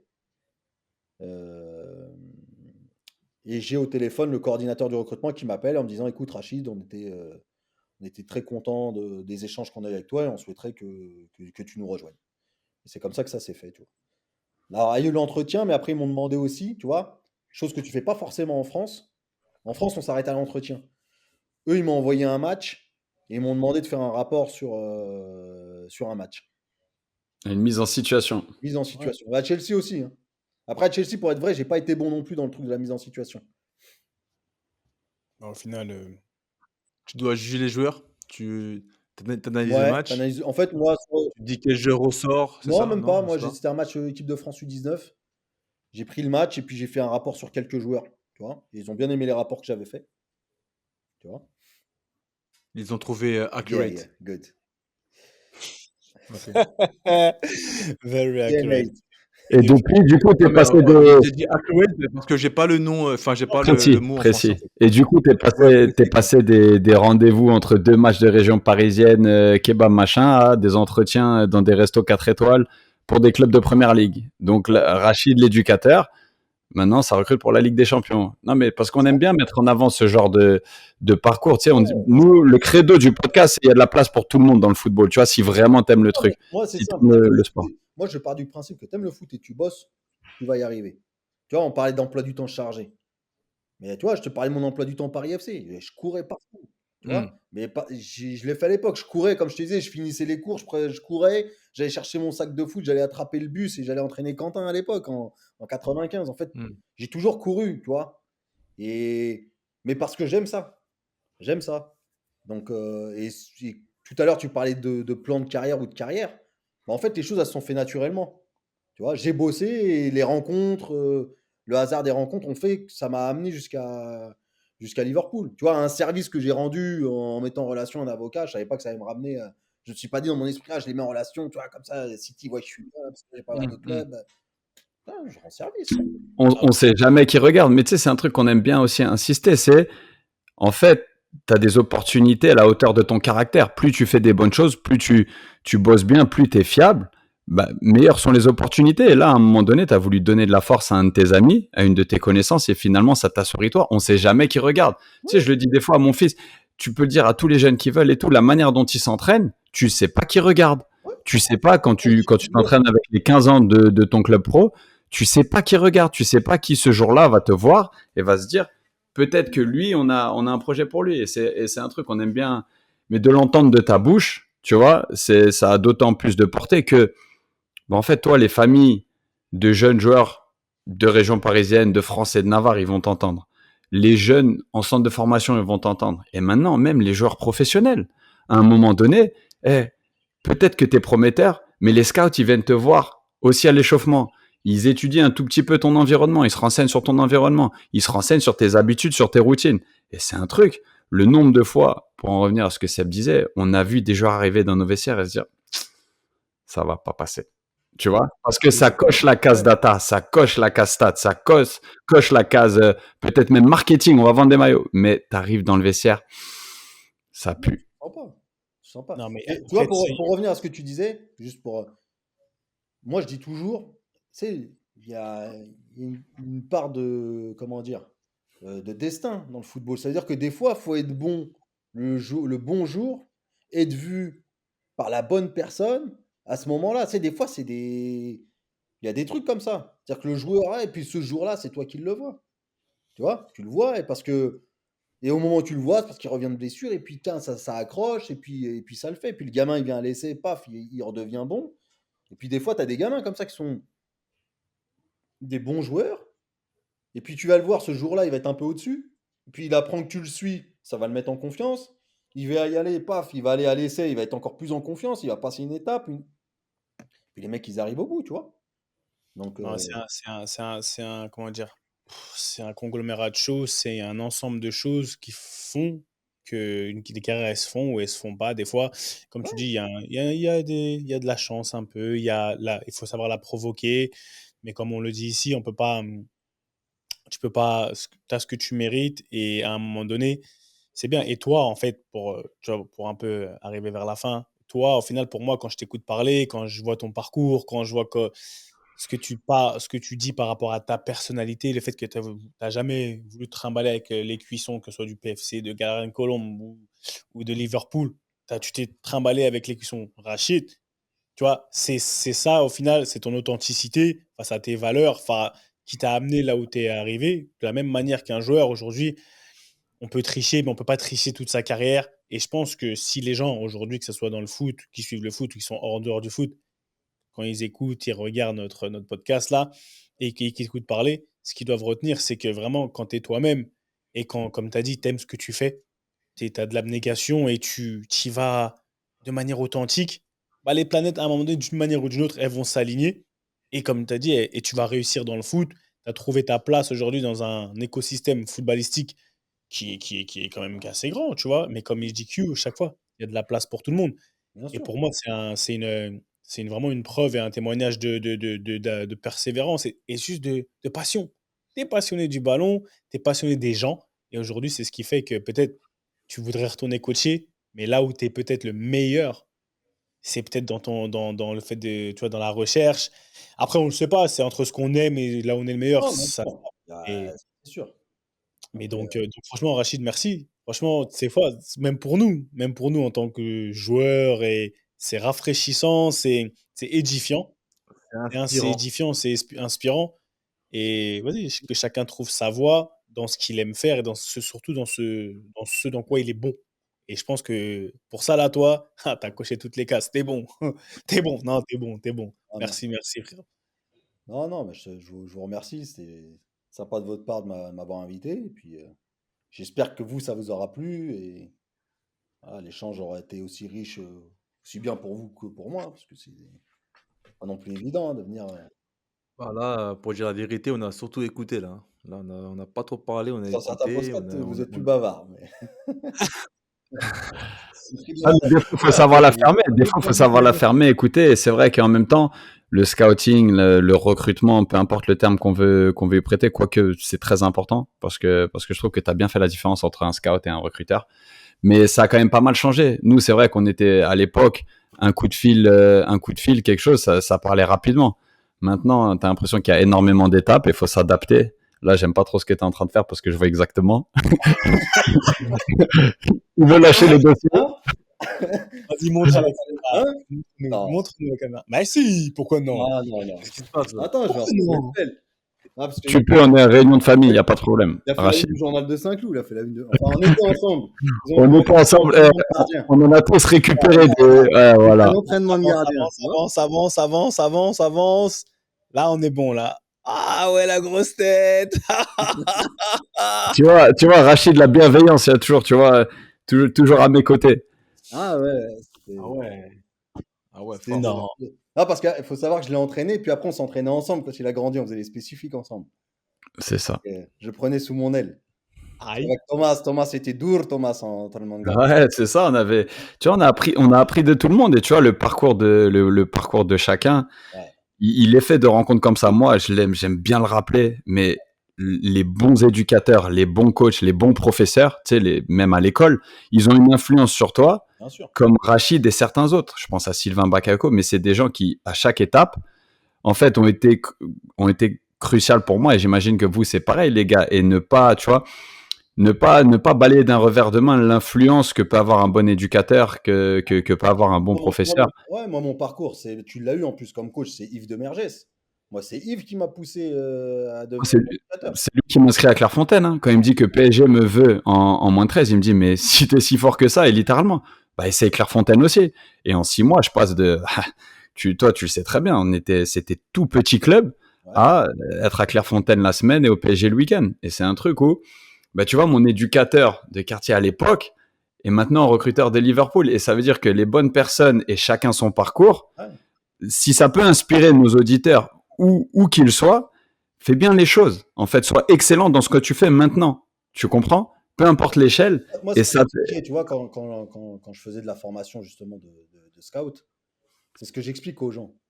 C'est-à-dire que, comme je disais tout à l'heure, à la base, je ne me voyais pas faire ce métier. Et ensuite, j'ai été pour la première fois à plein temps dans le football après 20 ans. Et moi, tu vois, j'ai été éducateur 15 ans, j'ai passé tous mes diplômes. Je suis allé jusqu'au à l'époque, c'était le DEF. J'avais le BE2 complet, donc j'ai le DES. J'ai passé mon certificat entraîneur de gardien de but haut niveau à Clairefontaine. Justement, j'avais Franck Raviot comme formateur. Donc, tu vois, j'ai fait tout Normal. ce parcours-là de passer. Avant d'entraîner à 11 pendant 5 ans, j'ai fait l'école de foot. Donc, quand je suis passé à entraîner 6 ans à l'école de foot, tu vois, et après, je suis passé au foot à 11. Tu vois, aujourd'hui, je vois des gars, ils passent le diplôme hier, ils veulent avoir des 17 nationaux. Mais moi, je me rappelle, rien que le passage école de foot, foot à 11, les nœuds que j'avais dans ma tête pour essayer de bien maîtriser la défense en zone, le jeu, l'animation, tu vois, je me posais des questions. Aujourd'hui, j'ai l'impression qu'on se pose moins ces questions, peut-être. Après, on est dans une. Comment dire? une logique de raccourci. Tu Ouais, veux tout tout tout va, de tout suite. va vite aujourd'hui, c'est vrai aussi, tu vois, les réseaux sociaux, etc. On a l'impression de mieux connaître parce qu'on a accès à plus de connaissances. Mais en fin de compte, tu vois, la connaissance, la différence dans le football, c'est que tu as la partie, on va dire, connaissance didactique, tu vois, ouais, je vois, on peut mettre... Il y a la théorie. Théorique. Et il y a la théorie et il y a la pratique. Mais Toi, après, on peut dire que tu es expert en pratique. quand tu es sur la pratique et que tu dois mettre en place une séance, une situation, rien que ne serait-ce que les distances de coupelle, tu vois, Rien que ça, pour que ton exercice il soit fluide, les distances d'intervention, quand tu veux mettre de l'opposition, pour que tu veux que ton attaquant ait un peu d'avance ou un peu de retard sur la situation. Tu vois, tout ça, ça se réfléchit. Ça se... Et donc, ouais. Après, voilà. C'est bien pour tout ça que je ne veux pas devenir entraîneur, d'accord? Franchement, c'est exactement, tu vois, tu as parlé de distance de coupelle, etc. Nous, on est à l'instant. Oh là là, franchement, vous qui passez les diplômes d'entraîneur, etc., franchement, respect à vous. Et c'est ça qui est bien. D'ailleurs, Il faut savoir, non, il faut savoir reconnaître là où tu es bon et là où tu as réellement envie d'aller, ou là où tu vas apporter une plus-value. Et je pense qu'aujourd'hui, bah, entre nous trois, on est bien placé pour le savoir et on le vit bien. En tout cas, Rachid, franchement, non, encore une fois, merci. Merci. Ah, non, de rien, c'est avec plaisir. Remerciez Quentin, parce qu'il a insisté, il a insisté. Ouais, bah oui, Quentin. Bon, vas-y, comment on dort? Q, ça dit quoi ce on, week-end? on connaît son pouvoir de Ça dit persuasion. quoi ce Non, week-end? la détermination, il l'a dit depuis mes 8 9 ans, tu vois, quand on veut quelque chose, on s'accroche, hein, tu vois. Mais non, ce week-end, non, nous on a un mois très très chargé. Là, on joue tous les 3 jours jusqu'à la fin du mois. Donc en fait, c'est entraînement, et tu repars. Mais voilà, grateful for that. Voilà. Et donc du coup, un rythme où on va pas reconnaître les week-ends. Rachid, il parlait des week-ends en famille. Ah, c'est vrai que là, quand il a dit ça, j'y repensé. C'est quasiment inexistant, hein, nous, depuis toutes ces années. Mais c'est pour ça qu'on aime. Donc encore merci à toi, Rachid. Hein, Voilà. authenticité, Non, mais bienveillance. merci à toi, parce L'amour du qu'après, football, c'est les valeurs qu'on aime mettre en avant, et j'espère que ça servira à beaucoup d'auditeurs, peu importe l'âge, peu importe la situation. Vas-y, l'amour du football, il non, mais t'amène. après, tu vois, Quentin, je vais mettre un truc en avant. On parlait de valeur. Là, aujourd'hui, je suis là parce que ça fait 30 ans qu'on a gardé cette relation. Vous savez, on aurait pu se perdre de vue et puis, tu sais, chacun. Mais tu vois, je sais qu'avec Quentin, on s'appelle pas souvent, mais quand on s'appelle, voilà, c'est avec plaisir. Voilà, quand il a besoin, vraiment, il a besoin de spécifique, on était là. Voilà, on échange. Et ça c'est beau. Tu vois, ça c'est le football. C'est-à-dire que, tu vois, Quentin, je l'ai connu, il avait 9 ans. Moi, j'en avais 16, mais tu vois, aujourd'hui, on a toujours cette relation. Mais on Ah, parle plus d'âge, c'est tout. Hein? Tu disais? Mais on parle plus d'âge, comme dirait Kylian. professeur. Ouais, voilà, on parle plus We d'âge. call him On parle plus El d'âge. Professeur. Et voilà, mais c'est ça Ah, qui est beau. En fait, c'est tu le vois, c'est ces aventures humaines-là qui sont fortes dans le football. Franchement. Amen to that. Amen to Parce that. que je suis pas Friandise, sûr il est encore en contact avec ses anciens profs ou. Ah non, ça, ouais. on sait jamais. Hein. Friandise, tu dis quoi? Ça dit quoi ce week-end? Rapide. Écoute, ce week-end, comme Quentin l'a dit, hein, c'est mois crucial, hein, que ce soit en Ligue 1 ou chez les jeunes. Versailles, il nous reste encore 2 matchs pour essayer de gratter la montée. On a un point de retard sur le Racing, donc Tu je pense coaches que ça en va être quelle très catégorie compliqué. à Versailles? 18 terrains. T'as la 18 terrain. Du terrain, je suis en adjoint, ouais. Je suis pas loin, faudrait Ah, que c'est j'essaye de. compliqué. Si j'arrive à trouver le temps, je vais venir avant. Bah, il nous reste 2 matchs, donc c'est fini, hein, ça c'est fini. Racing, ils ont 2 matchs à jouer. C'est compliqué, je pense pas qu'ils vont laisser passer Pourquoi cette ils ont, ba- ils occasion, ont, ba- ils ont battu qui là ce malheureusement. week-end? J'ai vu qu'il fallait. Ils ont C'est battu ça. Sarcelles. Ils perdaient 1-0 et quand par magie, les 5 dernières minutes, ils marquent 3 buts. C'est la magie du football. Magie du football francilien. Et puis sinon, non, Ligue 1, Ligue 1, Ligue 2, pareil, on va commenter les multiplex, hein, les derniers matchs. Donc voilà, c'est le championnat qui rend son dénouement, donc on est là. Et puis après, voilà, on va profiter des vacances bien méritées. Mais là, je suis en plein rush aussi, BEF Au aussi. Là, BEF. je dois rendre le dossier BEF, Ah, c'est les dossiers là. semaine de Il faut remettre les certification. dossiers parce que j'ai C'est-à-dire le encadré longtemps dossier, là certification. les diplômes. J'ai été Et voilà. tuteur, donc je sais ce que c'est. Ah, tu vois, donc là, je suis en Ah plein là, dedans, bah, là. Je suis surtout en que plein dedans. maintenant, Ouais. il y a, comment dire, c'est de plus en plus, il y a beaucoup de choses à rendre au niveau dossier, Ouais, etc. ouais, c'est beaucoup plus de formalisation, beaucoup plus de dossiers à rendre, donc c'est très théorique, très Voilà. théorique. Ouais, donc vas-y, Seb, hein. Et toi, c'est comment Ah, Ah, Seb, il a eu un petit problème technique. On va clôturer, on va clôturer sans Vas-y, lui. on va Il clôturer. est, non, Ah, non, il a non, dit. tranquille. Non, tranquille, je suis là. Je suis là. Ah, ok. Non, je suis là. Attends, comment ça? J'ai quitté ou quoi? Non, non, je Je suis là. rigole. Excusez-moi, c'est moi qui ai cliqué sur un mauvais bouton. Ce week-end, ouais, comme tu dis, hein, c'est à peu près pareil. Première ligue, on voit comment certains des joueurs que j'ai ou pas et d'autres clients lambda finissent entre guillemets la saison footballistique parce que c'est un peu lié, tu vois. Moi, j'aime bien la lier à tout ce qui est football. Et voilà, moi, je me prépare pour mes échéances personnelles. Tu sais, on arrive en fin. Il y a beaucoup de matchs de charité, on est invité un peu partout. Et il y a plein de trucs, surtout en Angleterre, où voilà, je suis invité. Ah, mais en fait, il t'a invité, Will, pour son truc au Ah, il m'a Nigeria? invité. Il m'a invité. Putain, moi, je fais pas. Moi, j'ai ma finale de Coupe Ouais, de mais moi, Paris. je pourrais pas non plus y aller dans tous les cas Donc, je parce peux que pas je serais en convalescence de mon opération. Parce que ça sera Ah 15 jours après mon opération, c'est pas ouais. possible. Donc je pourrais pas. Et je lui ai dit, je pourrais pas venir à cause de ça. Je pense qu'il a compris. Donc voilà ce qui va se passer ce week-end. On se prépare. Voilà, là, normalement, là, dans 9 jours, je me ferai opérer. Donc je serai content. Donc tu vois, voilà. Voilà, voilà. Encore une fois, OK. mes frères, merci avec ton petit maillot UEFA. Sincèrement, c'est bien. C'est pas aujourd'hui, on était en bleu ou en rouge. Tu vois, parce que nous, quand on était à Clairefontaine, tu vois, quand on allait s'entraîner, on devait choisir les couleurs. On savait pas, tu vois, il fallait qu'on soit tous sur la même couleur. Quand on rentrait de l'école, on criait quelle couleur aujourd'hui, tu vois, quel est le short, le maillot, les chaussettes. Et souvent, c'était une galère. Il y avait toujours quelqu'un qui arrivait avec tu vois, la mauvaise couleur. Et si on arrivait souvent avec la Ah, mauvaise couleur, oula, c'était à tu l'époque, vois, ah, on, a, c'est une on autre avait, époque. c'était une autre époque. On avait un peu des problèmes. Et franchement, Monsieur Ravi, il aurait pu nous dire à nous, Monsieur Fati, Monsieur Bassong, même Monsieur Cliffy, si était là, tu vois. Monsieur Westberg, basket par cas, allez hop, vous tournez. Merci beaucoup, Rachid Cliffy. C'était un Ouais. plaisir. À la semaine prochaine. Ballon, main, corps. Dédicace à Louis et Aïssa pour le travail fait. C'était la réunion de famille hebdomadaire. On est ensemble. Ciao. Q. One love. Salut tout le monde et à bientôt. Bon, comme toutes les bonnes choses ont une fin, la réunion de famille hebdomadaire, elle est terminée. Mais t'inquiète pas, on va pas loin. Si tu veux nous retrouver, c'est simple comme un contrôle passe. Tu t'abonnes ici, tu t'abonnes ici, sur les réseaux sociaux, tu nous suis. Et si tu le fais pas, c'est à toi que Monsieur Rabeux va dire basket, par cas, allez hop, tu tournes. À la semaine prochaine, ballon, main, corps. Ha! Let's go!